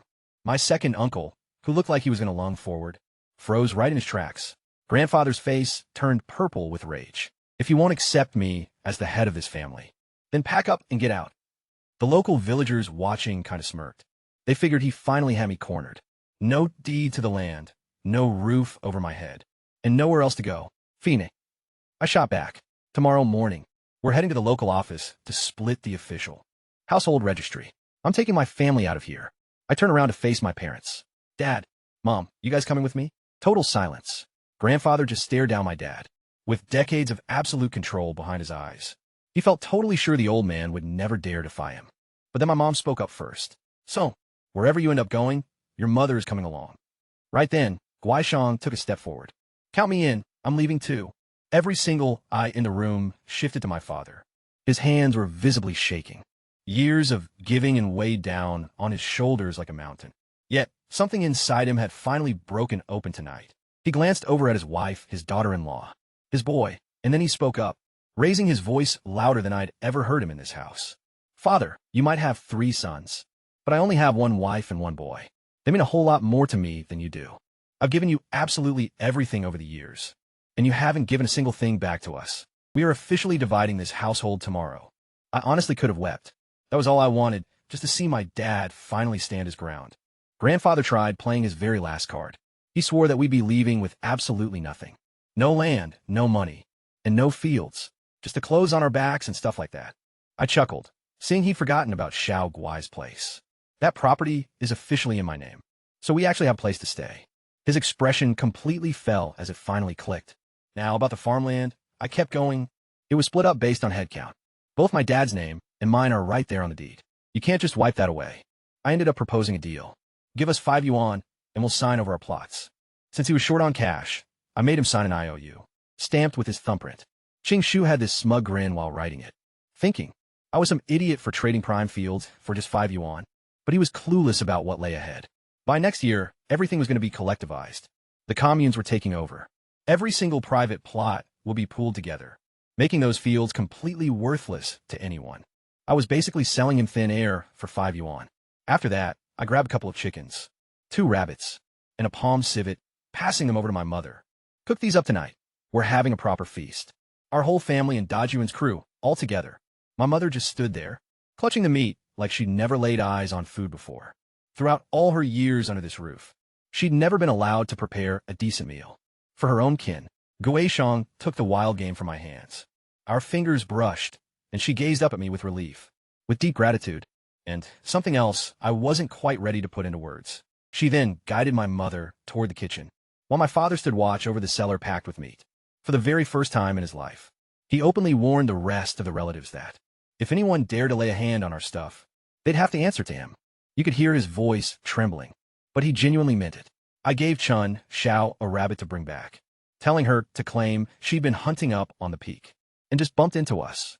She inquired about when I'd head back up there, and I replied, pretty soon, once the meat's sold and the new place is patched up. She was curious about my strategy, to keep her from getting hitched to Xiaoba. I told her it'd be tomorrow, right after market day. After that, I made my way to Xiao Zhongshan's place, carrying a bit of rabbit and chicken. The old huntsman had passed down his hound and all his wisdom to me. His own girl had confided in me with their dearest companion. I owe them way more than a few birds could ever make up for, but it was a start. Right behind me, I could catch Granddad, gathering the first and second families into the main parlor for a sit-down. They were definitely cooking up something. I was positive, but as I kept walking away, my dad's voice drifted over, hushed and fierce, muttering to himself right by the cellar entrance. "If a single one of you tries to lay a hand on my boy, I'll take you down with me." That was hands down the gutsiest thing he'd ever uttered, and that was plenty. While my mom and Guisheng were whipping up a massive spread in the kitchen, Granddad was basically holding a council of war in the main hall. I found out down the line what they'd schemed. The old man just couldn't process that my father had actually stood up to him. His whole reality was crumbling. He just sat there, puffing away on his pipe, hemmed in by his devoted first and second households, plotting exactly how to force us back under his control. Ching Shu, that little snake, sketched out the whole strategy. "Don't cross us right now," he advised. "Just let us walk away.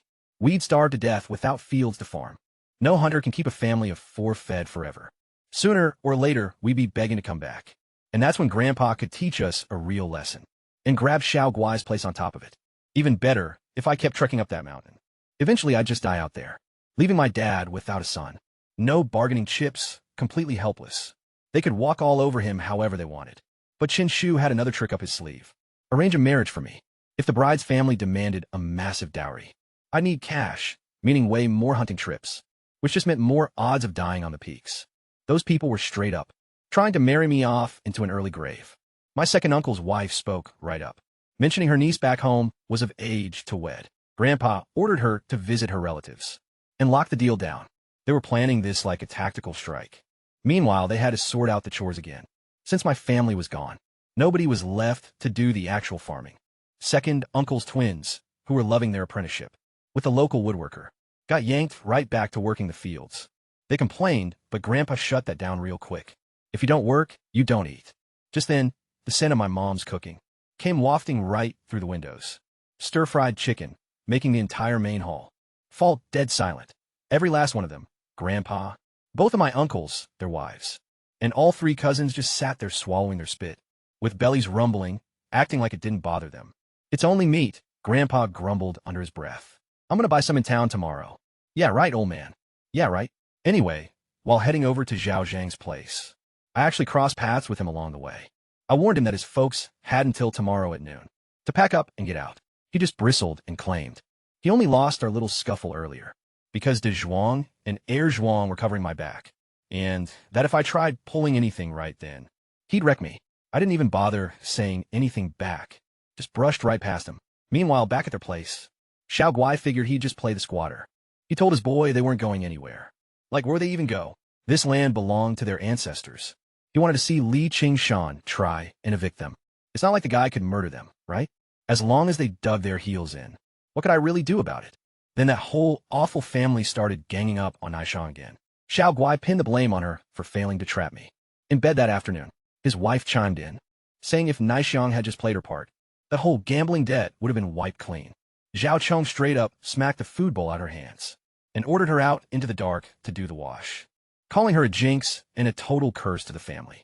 Now, I didn't personally witness any of this, but having known these folks in my previous life, I knew this kind of abuse happened every single day, right up until Naishiong couldn't take it anymore and threw herself into the river. Except this time around, things are going to go differently. Xiao Guai assumed he could just camp out on my property and outlast me. The guy had absolutely no clue what was coming. Cut to Xiao Zhongshan's place. Shan Shan unbolted the front gate when she heard Big Yellow barking away. I presented her with 2 rabbits and a pheasant. She looked completely stunned, then immediately tried shoving them back toward me. I guess she figured that was probably the whole haul from my very first hunt, since I wasn't really in a position to give away food. She had no clue I'd actually brought back over 250 gigs of meat, but I didn't set her straight. I just grinned and insisted she take the stuff. Sean Xin tried to turn down the food once more, so I told her we'd bagged a whole lot more. 3 roe deer, plus all the rabbits and pheasants. Her eyes went wide with shock. She couldn't believe a total newbie pulled all that off. But I let her know. The whole village had already seen the catch, so she'd be hearing about it soon enough anyway. I joked that it was probably just natural talent. Just grab a bough, pull it back, and whatever I aimed at, it dropped. She warned me to stay safe out on the mountain, and suggested I get more hunting dogs. If possible. Her dad was only saved because of his 3 dogs, and a fellow hunter. Without them, he'd be a goner. I promised to stop by tomorrow to take a look at her father's injuries. She chuckled and asked if I was going to play doctor now, too. I told her I'd been learning from an old mountain herbalist for quite a few years, and that I was buying acupuncture needles at the market. Tomorrow, she said she'd be waiting to see what I could do, still smiling like she didn't quite buy it. As she headed inside, carrying the meat, I caught myself staring at her long legs, slim waist, and swaying hair. She really was one of the village's 3 golden beauties. That classic girl next door type. The kind who doesn't even realize how gorgeous she is. Just yet, from inside the house, I heard Zhang Shan's faint voice asking Shan Xin would drop by. She mentioned the rabbits and the pheasant, and how I claimed to know a bit about medicine. The old hunter stuck up for me, though, saying I was a good kid who didn't forget his debts. Yet I could detect the underlying grief in his voice. He was well aware his health was giving out, worrying about what kind of future lay ahead for his girl. Once he passed away, a helpless kid stranded in some mountain community, just waiting to be taken advantage of. I was going to make sure that wouldn't happen back home. That evening became the most wonderful night our household had ever seen. Uncle Kai had his wife come over to help out with dinner. He'd brought along 2 bottles of sorghum wine as well, costing a whole 2 yuan, a major luxury for us. My mom and Guaishang were already busy in the kitchen, preparing the chicken, rabbit, and palm civet meat. I requested Uncle Kai's approval to take Daejun out on another hunt. In a couple of days, though before the old man could respond, Daejun interrupted him, insisting he'd slip away whether his dad approved or not. I reprimanded him for cutting his father off like that. Uncle Kai just sighed and relented. But when Ayers Wong tried volunteering to join too, his dad shut him down instantly. Having one boy risking his life on that mountain was plenty. I urged Ayers Wong to be patient for now, explaining that once I gained more experience, I'd take him along, knowing it was only a matter of time. After another successful trip or 2 out there, Uncle Kai wouldn't be able to refuse us. At that point, I chose to prepare the chicken myself. I got the wok hot until it started smoking, adding soybean oil that ran 7 mao a gene, searing slices of ginger to a golden brown. and then tossed in the diced chicken chunks, keeping the flame low at first to let the fat and meat blend, popping and spitting in the pan as the fragrance took over the whole space and drifted out through every gap in the walls. Once the pieces were nicely browned and sealed, I threw in the chopped green onions, dried chilies, Sichuan peppercorns, soy sauce, and salt. Then add boiling water to braise it. 10 minutes later, crank up the heat to reduce the sauce. Toss in a handful of fresh peppers right at the end, and there you have it, though it's not quite authentic. This era is missing like half the spices I actually need, but it's still the best fried chicken anyone in this whole village has ever caught a whiff of. The scent drifted right across the entire compound.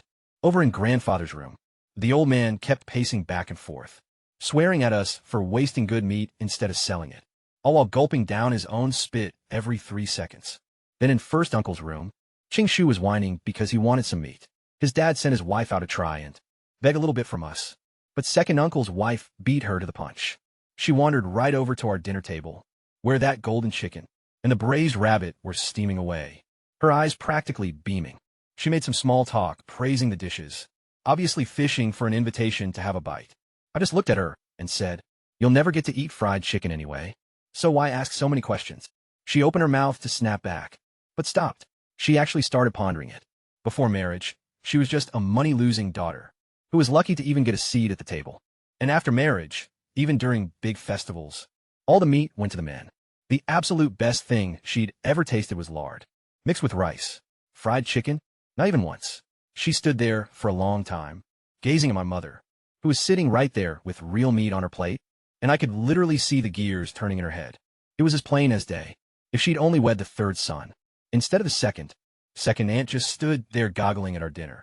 So I told her she could clean off the chicken bones. Once we finished, she stomped away swearing, and moments later I could hear second uncle roughing her up in their bedroom, because she'd been trash-talking him for being useless. What a family. First aunt was gonna head over to beg for leftovers too, but after witnessing that mess, she thought better of it. We dug in. My folks, Gua Yi Shuang, Uncle Kai's whole bunch, and me. 2 fried chickens, 2 braised rabbits, and a civet cat stew. That was more meat than any of us had seen in ages. Everyone's chopsticks were a total blur.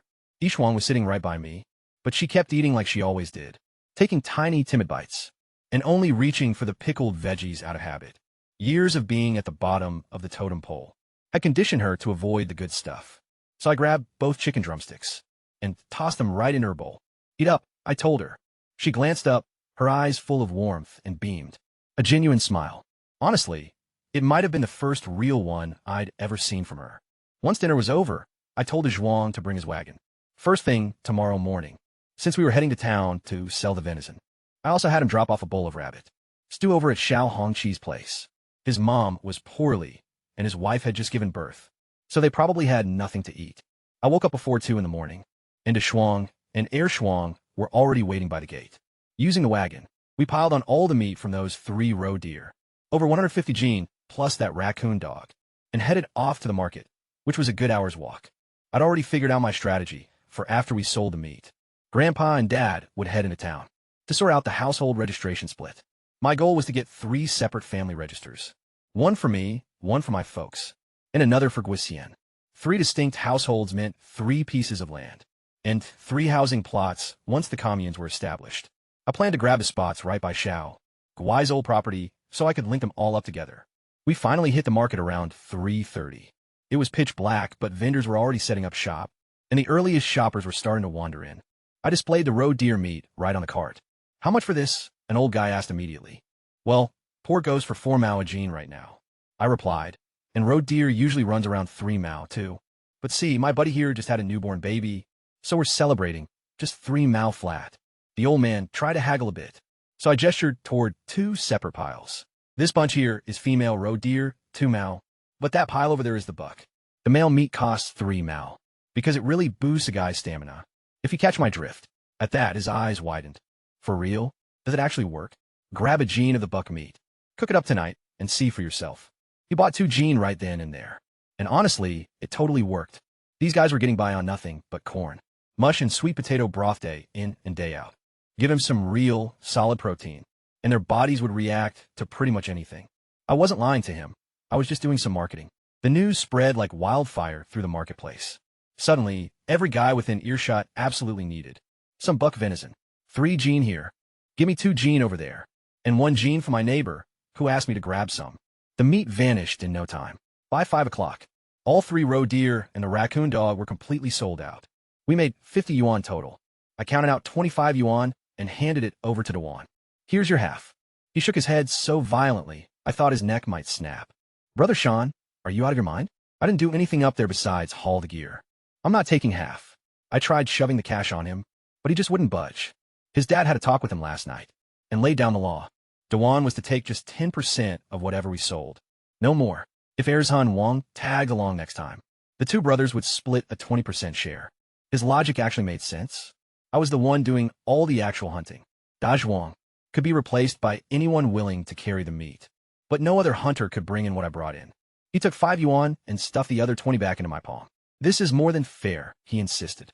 I've never had so much meat in my whole life. Just promise you'll keep taking me with you. Looking at this massive, honest, and stubborn guy, I felt a sudden lump in my throat. In a world crawling with sketchy types and greedy folks, people like the Zhuang were a rare find. I make sure he and his family ate really well.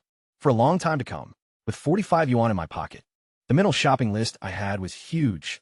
Pots, bowls, rice, flour, soybean oil, sesame oil, and lard, plus some cotton fabric and kerosene lamps.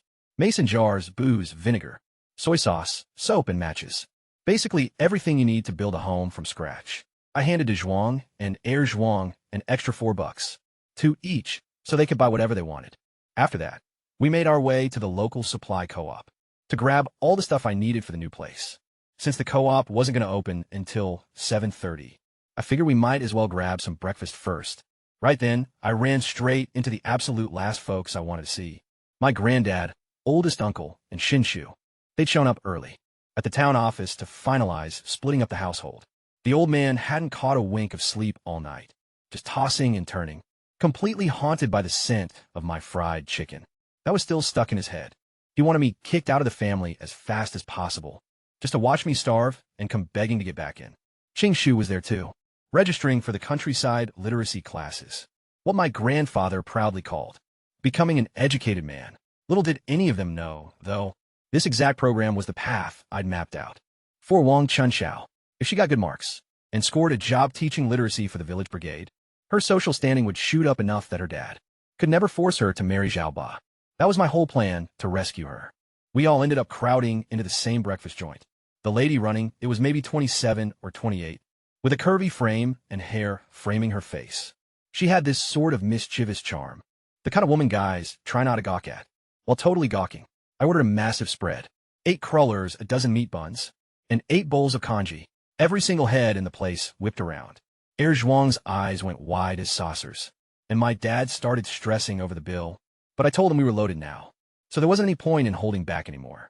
The entire bill came out to 1 yuan and 30 fun. Over at the next table, Grandpa was quietly whispering to Qing Shu about how I was a total fool throwing cash around, and how they should stuff their faces as much as possible on my dime. Qing Shu was already drooling over it. He had never tasted a meat, bun, or deep-fried dough stick in his whole life. The old man told him to pack away at least 2 buns, 2 dough sticks, and 2 bowls of porridge. They really wanted to milk me dry. Let him eat, though. I could always go hunt some more. When the lady running the place brought the check, she let her soft fingers brush right against my hand as she grabbed the cash, giving me a little look with one eyebrow kind of raised. She was a real flirt, you know? I'm not going to act like I didn't see it. She was exactly the type of older woman who knew just how to get a young guy's blood pumping. I stared right back at her, and she looked pretty pleased with herself. Right around then, a girl with a ponytail and a red hair ribbon stepped up to the counter. She ordered a serving of spicy hot tofu. Too fun, but then she felt her pockets and her expression just froze. She'd completely forgotten her money. The owner shook her head. No running tabs for strangers. Qing Shu piped up from his table. Oh, come on, she's cute. Just let her pay you back tomorrow. But when the owner asked if he was going to cover the 2 fun himself, he went completely quiet. All talk and zero action. Classic. Just put on my tab. I told her. The owner nodded without hesitation and passed the girl her tofu. Then she shot a glance at Qing Shu and spoke up, making sure everyone in the place could hear. Miss, don't buy into what guys say. Just watch their actions. Some folks talk a big game, but are totally worthless. Qing Shu flushed red as a tomato, with the whole diner staring right at him. The girl faced me, her eyes looking bright. and full of intelligence. And she carried herself quite differently from local country girls. Her clothes were cleaner, with a light whiff of vanishing cream on her skin. She let me know her name was Sue Wannen, and that she'd just come to town looking for work. She kept insisting on getting my name, just so she could pay back the two. Fun? It's kind of funny. I told her, don't sweat it. Im li xing shan. Have a seat. Join us for breakfast. I slid my stool over to make some space. She sat down next to me, clutching her plain piece of tofu, watching us dig into piles of meat, steamed buns, and golden crullers. I noticed her gulping down hard every couple of seconds, her gaze totally fixed on the food. It had clearly been a while since she had a meal this good, too. This girl definitely wasn't a local. Her name, her poise, even her accent, everything pointed to a city upbringing, not rural roots. I wasn't sure who she was just yet, but helping her out only cost me 2 fun, and it might have bought me something way more valuable. In times like these, a little favor done at just the right moment could turn into something you'd never expect. Back at the diner, the owner brought out our order and began carrying it over to grandfather's table. I called her over, saying, we're not together. Those 3 are on their own. The owner brought the steaming meat, buns, and crispy fried dough sticks over to our table instead. Grandfather's face turned livid. He struck his fist against the table with incredible force. The aged timber splintered and cracked wide open. The shopkeeper's husband stormed out, holding a cleaver. You break it, you buy it. Give me 2 mao right now. 2 mao. That was the exact amount Grandpa brought along to get half a gene of pork, the very meat he'd been craving all night long. After catching a whiff of my fried chicken, he handed the coins over with trembling hands. No breakfast, no meat, nothing at all. Meanwhile, I was passing out meat buns like royalty. I even offered one to Suwon, the girl next to me. She was a total stranger with a ponytail and red hair ribbon, who tried purchasing a 2-inch block of tofu, but forgot her cash. Ching Shu volunteered to support her with words, but definitely not with his wallet. I ended up covering her bill, so now she was sitting with us, nibbling away at the bun I'd shoved into her hands. Everyone else stuffed themselves until they could barely breathe. 6 buns, 3 dough sticks, and 5 bowls of porridge, split between my dad, Dajuan, and Ursuwon. Suwon managed to finish a single bun, 1 bowl of porridge, and a fried dough stick I'd forced on her. She just sat there rubbing her belly, looking kind of miserable. I polished off everything else. 5 buns for dough sticks, and 2 bowls of porridge, leaving me about 70% full. Grandpa sat at the adjacent table, tracking my every bite, his stomach rumbling loudly enough for everyone to hear. Ching Shu kept muttering curses at the old man for breaking that table and throwing away their grocery money. I ordered 4 extra buns and 4 more dough sticks to bring home to Mom. Guation, the lady running the place, bagged them up for me, letting her fingers brush against my hand once more as she accepted the cash. Man, that woman was trouble, but the fun kind, you know?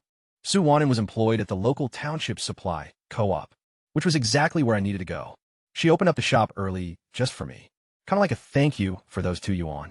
I picked up every single item on my list.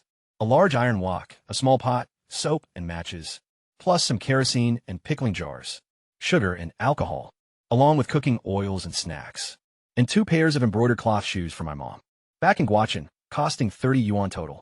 Sawani gave me extra generous portions on all the weight stuff, and even threw in a handful of fruit candies at the end.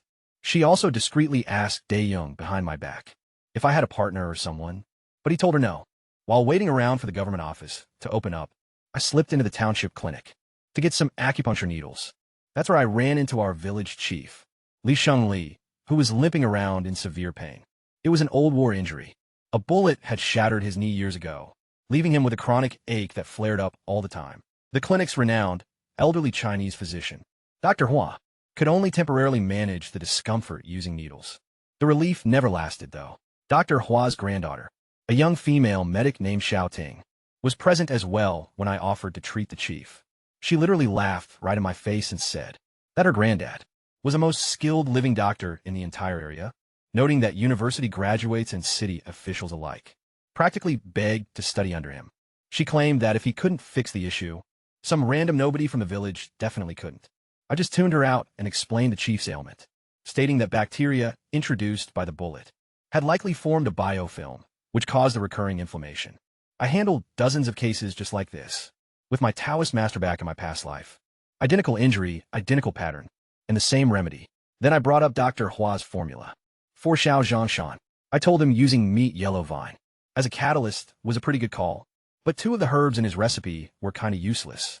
Swap those out for some smoked angelica, and you're gonna get way better results. Dr. Hua's eyebrows immediately shot up.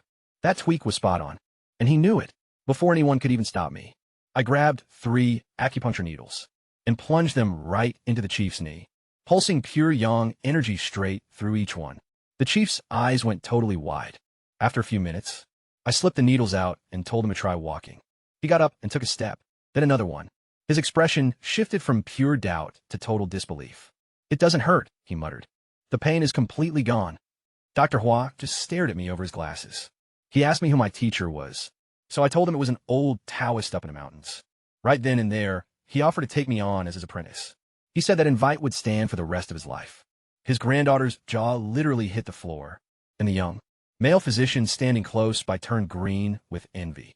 He'd been begging Dr. Hua for 3 whole years, just to study under him. I passed on the old man's offer, though.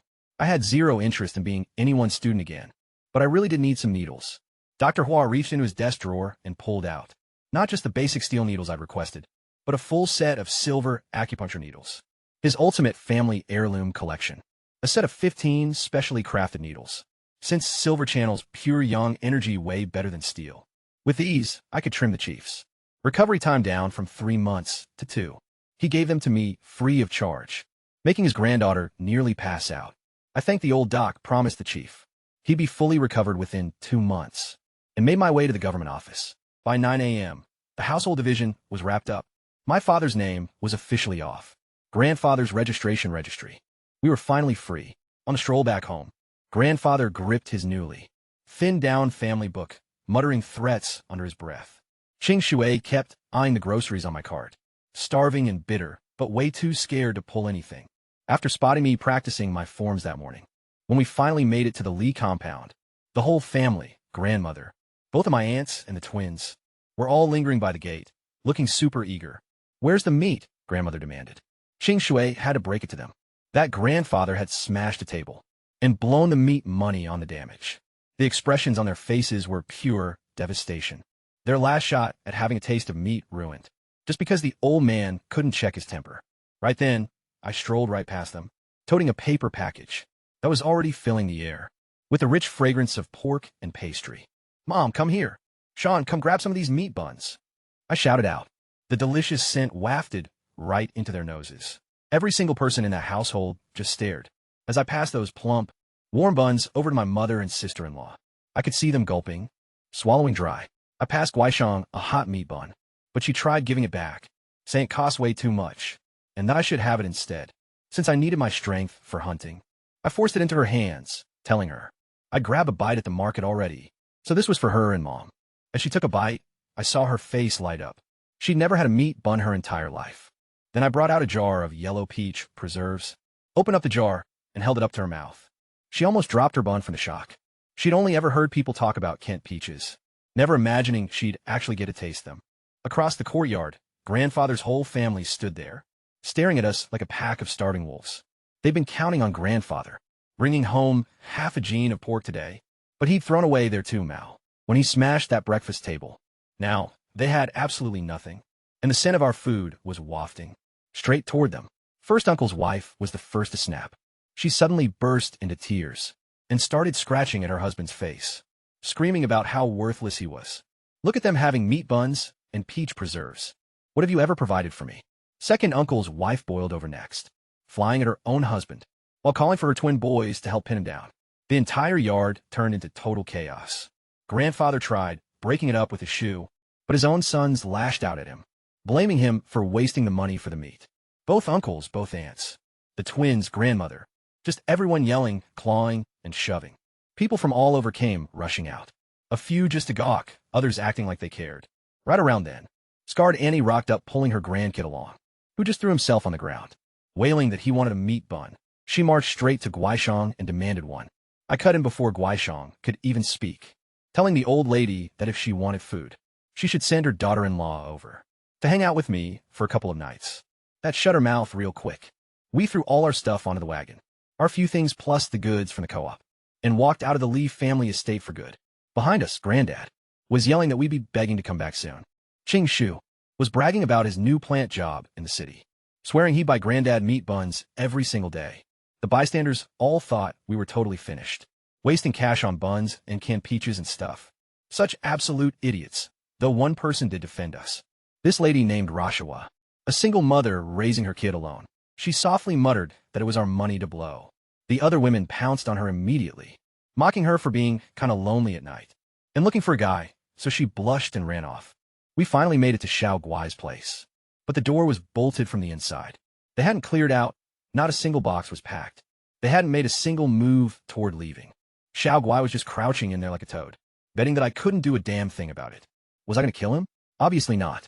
So he figured he could just crash there forever. The whole neighborhood showed up to watch. This was top-tier drama for them. The loser who bought a place he couldn't even get into. People around here were already gossiping that I was trapped between Granddad's place and a bolted entryway, with nowhere to turn. Honestly, some seemed pretty thrilled.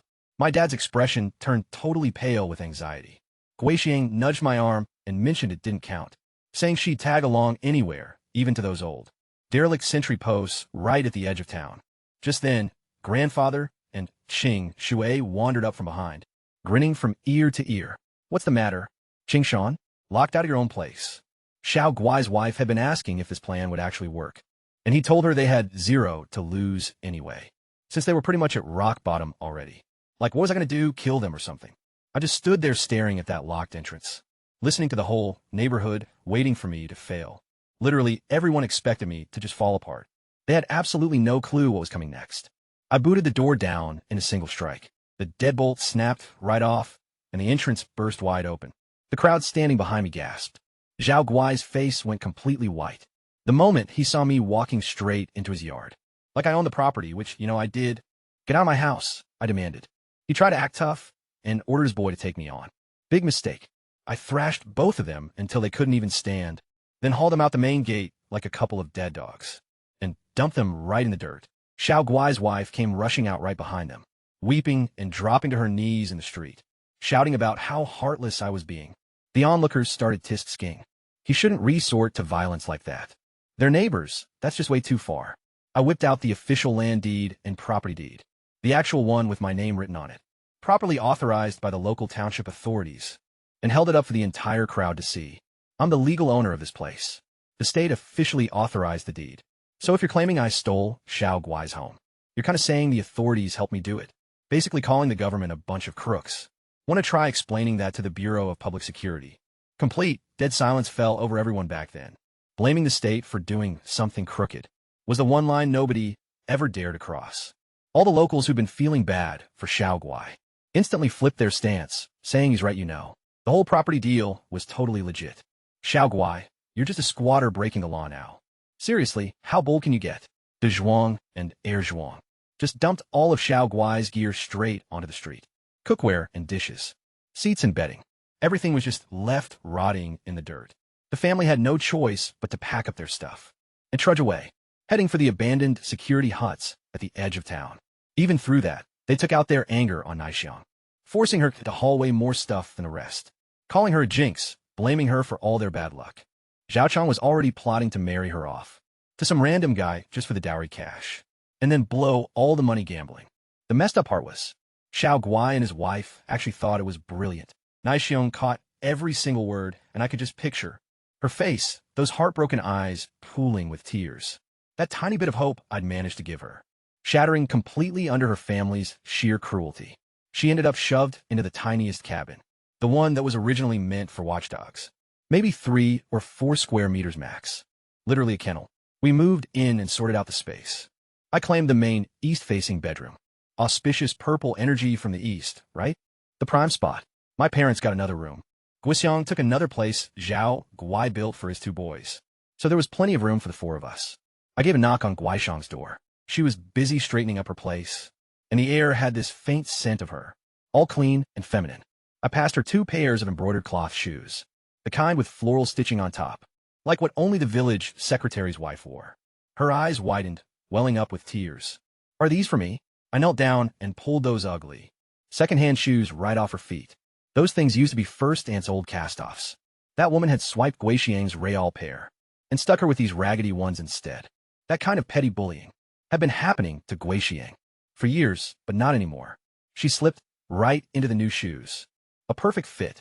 She just stared at her feet, as if she were seeing them for the very first time, tears streaming down her face without a sound. "They're so gorgeous," she whispered. From my parents' bedroom, I caught some strange talk. My mother was questioning my father about the situation with his birth parents.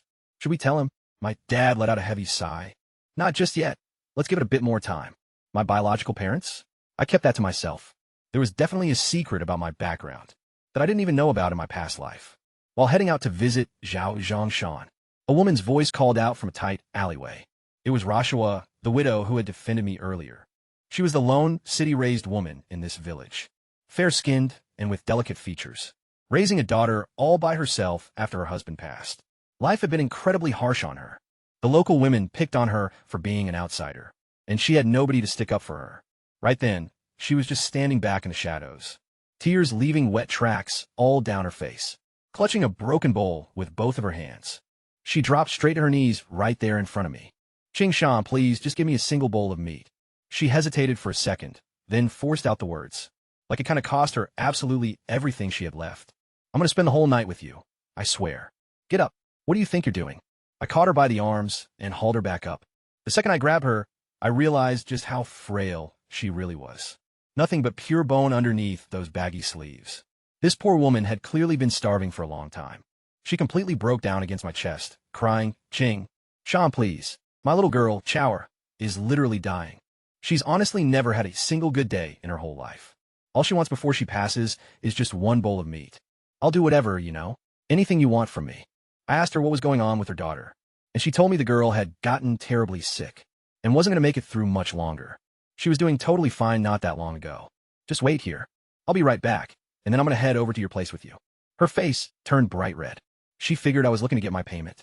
Back at her house, she instantly started stressing over how to keep it quiet, so her daughter wouldn't suspect a thing. The poor soul had already accepted that she'd have to sell herself just for some food. I headed back inside, filled her damaged bowl right to the brim with meat, and piled about 3 or 4 wheat flour flatbreads right on top. Not just corn cakes, mind you, but real-deal wheat bread. The kind of stuff pretty much nobody in Stone Creek Village could ever afford. Even the village secretary's own family didn't eat that. Well, she just stared at the food and gulped hard. She'd only asked for meat. Yet here I was, giving her fine grain too. We walked back to her place together. Inside, her daughter Chower was lying in bed. Lips pale, barely breathing, looking like death. Was already sitting right there at her feet. The kid was only about 10 years old, but I knew all about her reputation. She was kind of the boss of the whole village kids. Even 12-year-old boys were terrified of her. She'd inherited her mother's fair skin and lovely looks, but had a real fighter's streak underneath. If she weren't sick, she'd be out there, leading her little army of local kids into clashes with the kids from nearby towns. "Mama," the girl mumbled weakly, before closing her eyes again. Roswa leaned in close and whispered anxiously, "Ching Shan, could you not do it in front of the kid?" She still thought I'd come over for her body. "Roswa, your daughter was bitten by a snake," I said. "Why didn't you take her to the clinic?"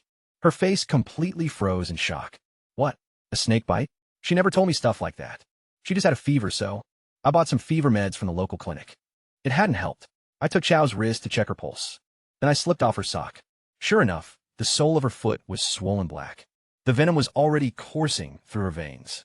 Luckily, it wasn't one of those truly lethal vipers, like the Asura pit viper. If it were, this girl would have been dead days ago. If you rush her to the clinic now, they're not going to be able to save her. I told her. Rashua's composure shattered. She broke down, crying uncontrollably, blaming herself for being too poor to notice it sooner, just cause they couldn't afford a doctor when it really mattered. "Hold on, let me finish," I told her. "The hospital can't save her life, but I got a 70% shot at it." Honestly, I was actually lowballing it. Our custom dictates that even when you're totally sure, you only promise about 7/10 of cure. This snakebite was totally something I could fix. She clung to my promise right away, like a drowning person grabbing a lifeline. "Can you really fix this? You're not playing with me? Wait outside and come back in half an hour." She nodded, dried her eyes, and stepped out. Just before shutting the door, she spun around. "If you rescue my Chower, you just wait. I'll make it worth your while." I grabbed the silver acupuncture needles Dr. White had handed me that morning. I placed them directly into a few vital meridian points across the little girl's body, pouring pure yang vital energy through every single one. Next, I sliced open the fong marks on her foot. Bit by bit, a thick, pitch-black venomous blood started oozing out. About an hour after I started working, that dark blood finally stopped leaking from Chow's foot. I pulled out the silver needles one after another, and she opened her eyes almost that very second. Big brother Ching Shan, she whispered, her voice incredibly faint but alive. I gave her a gentle scolding. She'd been bitten by that snake days ago, and kept it a secret from her mom, knowing they couldn't afford a doctor anyway. She was ready to die in secret, rather than saddle Rashua with more bills. Barely 10 years old, and already bearing the crushing weight of poverty on those tiny shoulders. I passed her the dish of chicken and flatbread, and her eyes went completely wide. Wow, so much meat and real white bread. It was just unbelievable to her. I told her to finish all the food and get her energy back. Rashua caught the sound of her girl's voice and came rushing right through the door, pulling Chower tight into her arms, sobbing so hard she could barely catch her breath. I stepped outside to give them some space. A minute later, Rashua followed me out and shut her daughter's door behind her. Then she started unbuttoning her shirt. I grabbed her hands and made her stop. Rashua, you're the most beautiful woman in this village. Half the single guys can't even sleep at night, just thinking about you. Every guy around here wants to be in your bed. And honestly, so do I. She froze, just staring at me. But not for some bowl of meat. When the day comes that you actually want to be with me. Not out of desperation, and not as some payment. Then we'll talk. Until then, button your shirt back up. She just stood there completely stunned. Like nobody had ever turned her down before. Honestly, maybe nobody ever had. Maybe every guy who'd ever offered to help her out had demanded the exact thing she just tried giving me. I turned around to leave, but she called back out. Wait, come with me. I want to show you something. She guided me to a little mud shed out back. Inside, she bent over and pulled a wooden crate out. From underneath, a bunch of junk. She popped the lid open. A firearm. A single-barrel shotgun. Resting in that box like it was just waiting for me. My husband lost his life over this gun. She mentioned softly. Before he passed, he told me to keep it hidden safe. I've been thinking about selling it, but I'm just a woman with no connections. The weapon's got some kind of history, which my husband never explained. If I tried selling it around this little town, rumors would start spreading, and whoever's hunting for it might come looking for me. Then, staring straight into my eyes, she said, "You're a hunter who uses a bow, but a hunter needs a firearm. Take it if you want it. Otherwise, it's just going to sit here gathering dust." Gazing at that shotgun, my heart started pounding. This turned everything around. My bow was only 60 pounds. Totally fine for rabbits or pheasants. Even roe deer at close range. But wild boar? The massive ones with skin like armor plates? No way. Up until now, I've been stuck with small and medium prey, just walking past chances to make some real cash. This single-barrel shotgun, though, could handle 2 different kinds of ammo. Buckshot for close-up bird hunting. Handy, sure, but pretty loud, especially when my bow could do the exact same job silently. But those slug rounds? That's what I actually needed. A lone slug could travel over 80 meters. With lethal precision. Plenty of power to crack open a wild boar's skull. Right beside the weapon lay 4 or 5 slug shells, each running about 2 mao on the open market, while buckshot went for 7 fin a piece. Pricey, yeah, but I didn't intend to miss a shot with this piece. The next time I headed into the ancient forest, I wouldn't have to back away from the wild boars. One solid hit on a 200-gene hog would pull in more cash than tracking rabbits. For a whole week. This was the exact gear I'd been waiting for, and I only ended up with it because I chose not to rip off a woman in a desperate spot. Sister Xiuhua, you're a lifesaver. This firearm is worth a fortune. Now I'm the one who's in your debt. I grabbed the shotgun and checked it out of my hands. It was gorgeous, a single-barrel hunting piece. Totally spotless despite being boxed up for years. Then, Rasha caught me off guard with what she said next. She mentioned she could tell I was a decent guy, and that she'd been so lonely for ages. She asked if she could drop by my place tonight. No strings attached, you know? If I ever found a wife later, she'd just walk away without a fuss. Are you for real? I asked. She turned bright red and pretty much bolted out of the shed. She told me to just take the gun, then left to check up on her daughter. That little speech right there had taken every last bit of guts she had. For a woman back in those days to put herself out like that, it was something else. I glanced up at the sky. Still quite a few hours until sunset. What a drag. I stashed the weapon in my room, and then headed straight over to Jean's place. Yesterday, I didn't even have any needles, but now I had Dr. Hua's silver kit. It was time to put them to use. Jean and Shan Xing just stared on, in total shock, as I placed the needles into the old hunter's chest. Within a few minutes, all that pressure and pain he'd endured for months began to fade. His eyes went wide. The tightness, it's actually going away, he muttered. staring at me like he was truly seeing me for the first time. I promised him I'd return every couple of weeks. I couldn't fully cure him right now, not until we tracked down that 500 gene, wild boar heart for the remedy. But I could keep the pain down and give him more time. Until then, he wanted to know where I'd learned all this stuff. Gave him the usual line, an old Taoist master up in the mountains. He just shook his head, totally blown away. Just like that, the local bum had turned into a medicine man. Sean Xian walked me to the entrance as I was heading out. I noticed a shift in her expression, you know? She was finally starting to respect me. I pulled a parcel wrapped in oil paper out of my shirt, and when I gave it to her, her face totally brightened up. Peach crisps, they've been her absolute favorite since childhood. You actually remembered, she murmured, a hint of vulnerability in her tone. How could I forget? You shared yours with me, back when your dad saved my life. Honestly, that was the first time I'd ever tasted anything sweet. I left her standing by the gate with her pastries, gazing after me, with a look I couldn't quite figure out. Just a bit further down the road, I crossed paths with Chief Li Shengli. I didn't beat around the bush. I asked if I could take over as the village medic. The old clinic had been abandoned since the last doctor left.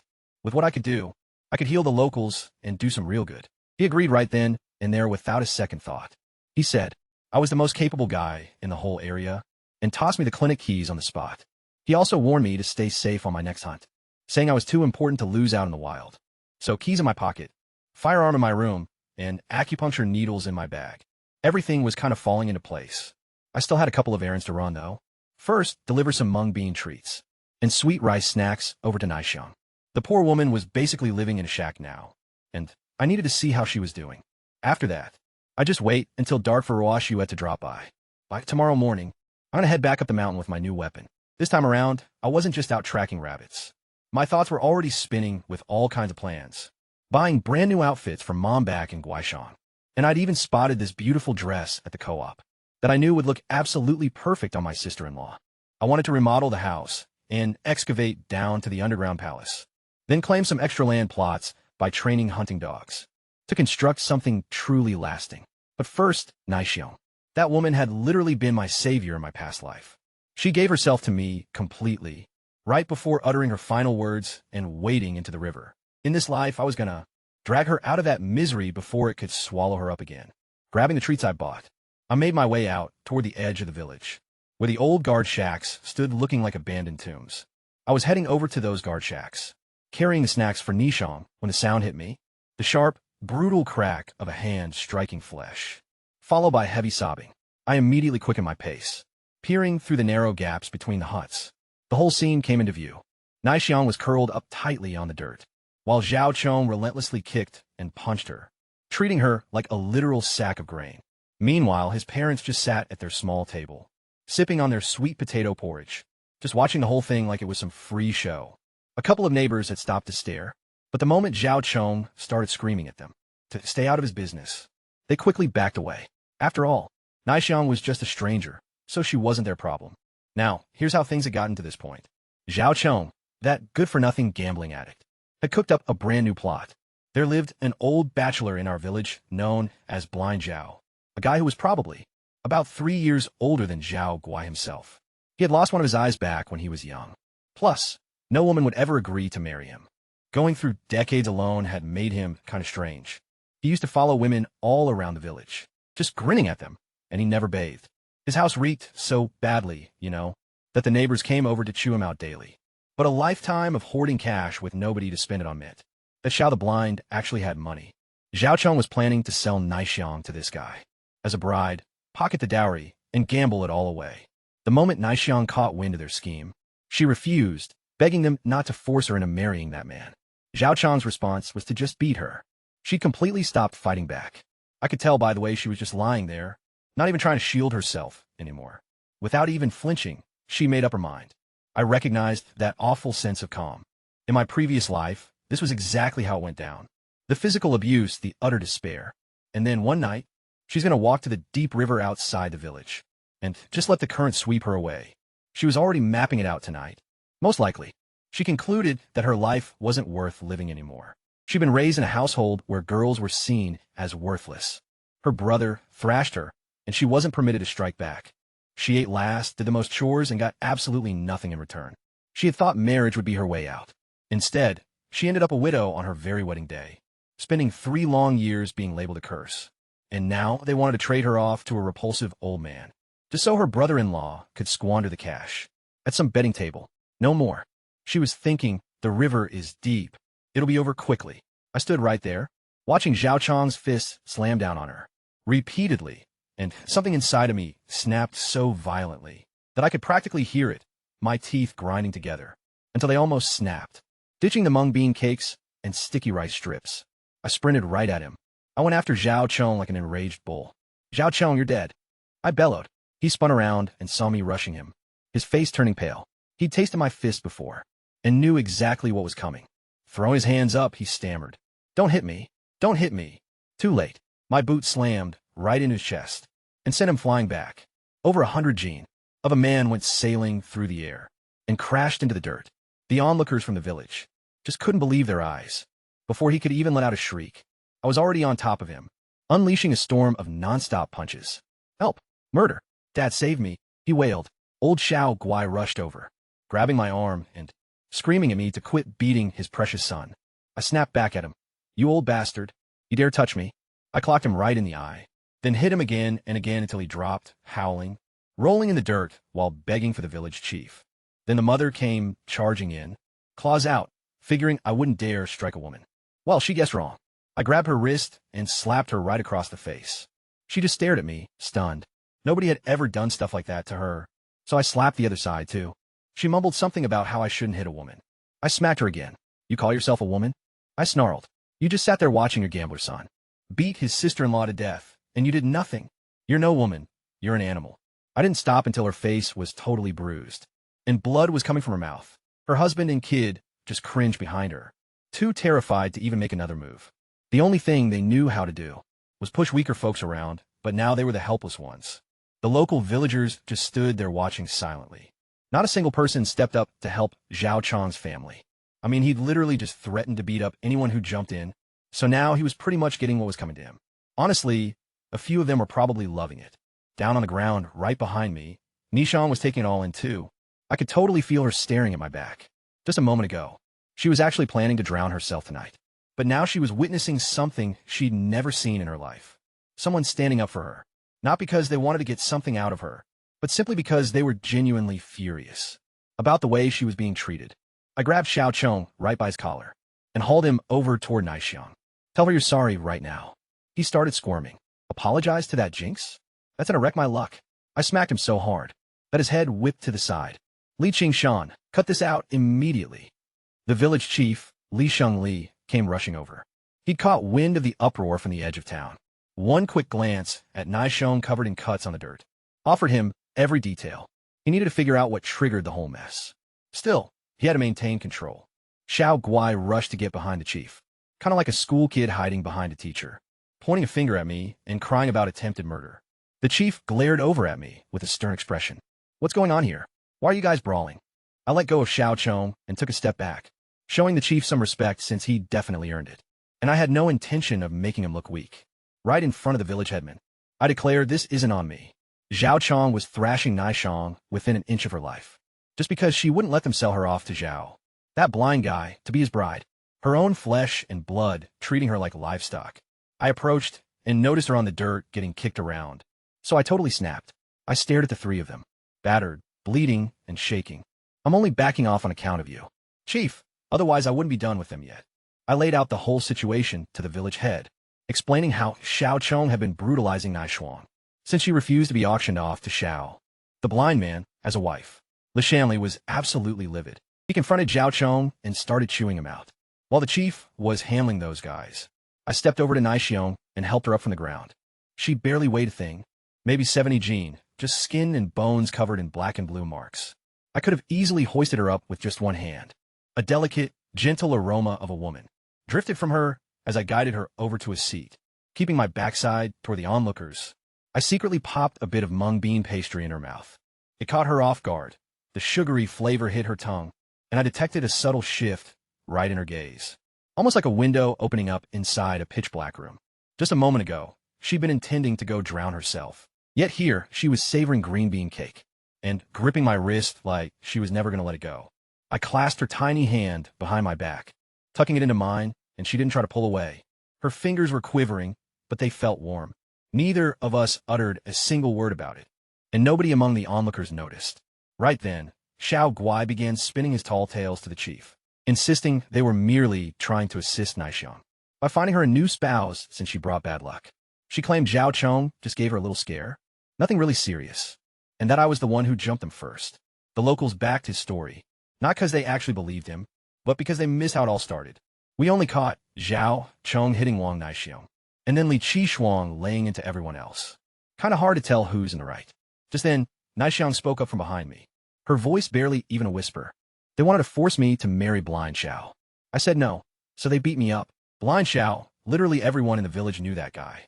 He was even older than Xiao Guai, a lifelong bachelor who'd lost an eye, back when he was young and never found a wife. Decades of isolation had twisted something inside his mind. He'd follow women around the village with his creepy grin. The guy never washed, and his place stank so horribly that the neighbors yelled at him every single day. Even the dogs crossed the street to steer clear of him. And Xiao Guai's master plan was to sell Naixiang to this creep, pocket a massive bride price, and hand the cash over to his gambling son. The crowd's mood flipped in an instant. Marrying her off to Blind Zhao? That's sick, like throwing a fresh flower into cow dung. These people are worse than wild animals. Zhao Guai tried to bluff his way out of it. She's my daughter-in-law, so I call the shots on our marriage. I took a step forward. You call her a jinx, right? You claim she killed your oldest son and brought a curse upon your house. You keep saying you want her gone. Fine, then let her split from the household registration and cut her ties with your family completely. Starting today, she has absolutely nothing to do with you. His expression darkened instantly. No, she's our daughter-in-law. We can't just let her leave this house. Of course not, because if Naixiang just walked away, there'd be no bride price for them. No cash for his son to gamble away, you know? He wanted to possess her like property, worthless enough to mistreat, yet valuable enough to sell off. I gestured toward the tiny shack where they forced her to sleep, the one meant for guard dogs. 3 square meters of pure filth. Everyone, take a real good look. This is where they kept her. A literal dog kennel. Is that how you treat a human being? The neighbors craned their necks, whispering stuff among themselves. Even the folks who'd been neutral started shaking their heads. My mind was totally made up today. I was getting Naixiang out of this family. I didn't care what Jiahua had to say, what tradition demanded, or who tried to get in my way. She could split her household registration and stand on her own. This was a new society, after all. Personal freedom was the law now, and even the government would back me up on this. If she stayed with these people one more day, they're going to beat her again, and next time, she might actually make it to that river. The villagers stared at the dog kennel, where Naixiang had been staying, and their expressions shifted. Everyone recognized these huts, built years ago as lookout posts to watch for bandits. 2 larger structures for the guards, and 1 tiny crate for the watchdog. And that's exactly where these monsters had thrown their own daughter-in-law. Even the bystanders who'd been neutral began shaking their heads in utter disgust. Zhao Guai watched his public sympathy slip away. So, he made his final move. He claimed Naixiang could go for 50 yuan. That was how he figured the bride price. They'd initially given 20 jin of rice and 30 eggs to get her. But if those eggs had hatched into hens, and those hens laid even more eggs, he'd argued his way all the way up to 50 yuan. The onlookers gasped at how bold he was. 50 yuan was enough to purchase a whole house. Not a single fun, I shot back. I'm taking Naixiang with me right now. You can separate the household registry or not. I don't really care.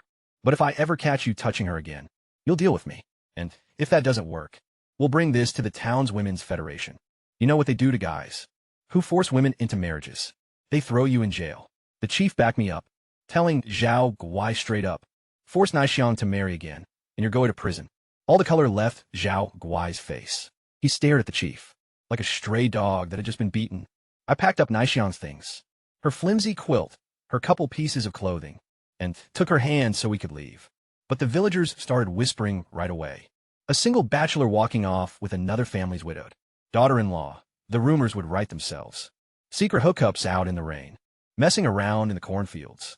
They'd have a dozen versions cooked up by dark. Naixiang heard it all. She yanked her hand away from mine. Jing Shan, stop. I can't go with you. Why not? You aren't married yet. If I come to your place, your name will be ruined. No respectable girl would ever marry you. I'm just a widow whose reputation is already ruined. But you still have a bright future ahead. I'm not going to ruin it. There she was, standing with a bruised face, tears streaming down her cheeks, worried about my name. This woman who'd been battered, starved, and locked up in a dog kennel, was actually trying to protect me. I don't care about any of that stuff, I told her. Well, I care about you, she said, totally budging. So I had to think fast, and pulled out the key to the village health clinic. Fine, if you won't come to my place. Then head over to the clinic. There's a room there where you can sleep. The chief just appointed me the village health worker, and I need an assistant. I'll teach you medicine, how to treat patients, and handle drugs in times like these. Learn the ropes, and you could be a real doctor one day. They don't even require degrees right now. With a barefoot doctor's manual and some actual skill, you might even get sent off to college. I pressed the key into her hand. This gave her a proper roof over her head, a valid reason to be there. That had absolutely nothing to do with me, and a real shot at standing on her own feet. Nobody could say anything unseemly about a medical worker living right at the clinic. Zhao Guai saw the key pass between us and instantly tried to stir up trouble. He began yelling to the crowd, "Hey, look, the village chief handed this bum the clinic keys. This idiot is going to be our doctor. He'll kill us all." The villagers came rushing over. The second they heard Zhao Guai shouting, they didn't give a damn about a family feud. But the village clinic directly affected everyone. Chief Shun Li shut them down fast. He broke down the whole process. I've been nominated but still needed township approval, and 3 months of training at the county hospital before I could officially start practicing. He wasn't handing me the medical license right then. He was just giving me keys to tidy up the clinic and study the medical books inside, and about Naixiang staying there. She was a woman in a tough spot with nowhere to go. Helping out a neighbor was just basic human decency. That kind of quieted the crowd for maybe 5 seconds. But then they found stuff to complain about. Why wasn't I picked? I could do that job. Since when does this deadbeat know anything? I grabbed a stick and began writing names in the dirt. Xiao Guai's name, Li Dali's name, Li Da, Ji Shaifan, Xiao San, one after another. Clear and correct. The complainers shut right up. Most of them couldn't even write their own names. I can read and write, I told them. Can any of you? Silence. But I wasn't done proving myself yet. I walked right up to Xiao Guai, grabbed his arm, and with one swift yank, popped his shoulder out of its socket. He squealed like a dying pig. "There," I said, turning back to the crowd. "His arm is dislocated. Who here can fix it?" Nobody budged. "Anyone?" "No." Then, some guy in the back yelled that maybe I was faking it. So I strolled over and dislocated his arm, too. He fell at his knees, howling. "Still think it's fake?" I asked. Total silence. Nobody wanted to be next. "I can take your arms apart, and I can fix them right up. That's kind of my thing." I took hold of the second guy's arm and popped it straight back in. He gave his fingers a wiggle, rolled his shoulder, completely fine. His eyes went wide, and then I sorted out Zhao Guai's arm too. No point leaving a patient in pain, even if that patient was a total jerk. The whole vibe of the crowd completely flipped. People started whispering, looking genuinely shocked. The old clinic doctor couldn't even set bones. Where'd he learn to do that? Maybe this kid actually knows his medical stuff. I gave him the truth, or well, my version of it. An old hermit up in the mountains had trained me for years. Before moving on last winter, I could handle bone setting, joint issues, headaches, rheumatism, all kind of stuff like that. Once I got the place tidied up, anyone could drop by to see me. And since my position wasn't official yet, I wasn't going to charge for checkups, just the price of the meds. I'm in it too. Winning over a village takes more than just muscle. You know, you need people to trust you, to feel like you actually care about them. Down the road, there'd be chances you just couldn't seize on your own. Building up goodwill now meant having people in my corner. When it counted, Naixiong stood right behind me, gripping the clinic key with both hands. As she watched everything play out, for the first time since I'd known her, in this lifetime, or the last, she finally looked like someone who could see a future. The locals totally changed their tune. The second I mentioned there'd be no checkout fees, just the cost of the medicine. All of a sudden, the folks who used to label me a loser were slapping my back and claiming they always knew I was going to do big things. That's just how people are. Hand him a freebie, and you're their best pal. Xiao Guai was still down on the ground, clutching his messed up shoulder, begging for a fix. I just told him to crawl to the local clinic. Honestly, after what his folks did to Naixiong, he's lucky I didn't dislocate his other arm too. He was cursing me out as I walked away, vowing to get even, and his kid, Zhao Chong, was plotting already. Said they'd take it to the village party secretary, who happened to be part of the Zhao clan, to make sure he backed them up against me. Let him try. I had more important stuff to deal with. I brought Naixiong over to the clinic. It was the lone brick structure in the whole town, which used to belong to the regional landlord, before they confiscated all his property. The entryway served as the checkup room, featuring medicine cabinets still filled with standard gear. Red mercury solution at $1 a bottle. Packs of sulfanilamide powder for infected cuts. Aspirin priced at 2 cents a pop, along with berberine and licorice pills. Nothing high-tech, but decent for common village sicknesses. I'm gonna have to get some better inventory down the line, like penicillin and glucose shots. Being the clinic's physician gave me the right to request them. A couple of medical handbooks sat on the shelf, pretty worn out from the previous guy's routines. I skimmed through them real quick. There wasn't anything I didn't know already. The back of the facility opened to a small yard, enclosed by bamboo, with a residence situated behind it. Just a central living space and a bedroom. It's compact, but secluded, so Naishang will be safe here. The clinic was located right by the village center, surrounded by neighbors on either side. If something went down during the night, a single shout would have everyone rushing over. Naishang had already cleaned up the bedroom. By the time I went to check on her, she'd fixed the bed and swept up the floors, acting entirely on autopilot. Even with her whole body covered in bruises, the woman just couldn't stop working, even while she was practically falling apart. You'll grab your meals at my place for now. I told her, I'm heading back up the mountain tomorrow, and won't be around for a couple of days. Once I'm back, I'll set up a cooking stove for you out in the yard. As for tonight, I'm having my mom and Guaishang come over to stay with you, so you won't feel lonely. She stood there in the doorway, with beads of sweat on her brow, strands of hair plastered to her cheeks, looking at me with those gentle, thankful eyes. The late afternoon sun hit her in just the right way. That slender waist, and those curves she couldn't hide, even under those ragged clothes. There was this soft scent, too, that seemed to drift through the entire room. Ching Shan, she murmured softly. Thanks for everything you did today. The room suddenly felt a bit warmer than usual. I had plenty of stuff to sort out before tomorrow. Get my mom and Guaishang over to keep Naishang company. Pack up my gear, including the new shotgun, my bow, and arrows, plus other supplies. And tonight, there was still that meeting with Rashi after dark to handle. But before dealing with any of that, I needed to pay Xiao Guai's family one last visit. They probably thought it was all over today. Well, they were wrong. I still had one more lesson to teach them, right before heading out to the mountain. Something to make and behave while I was away.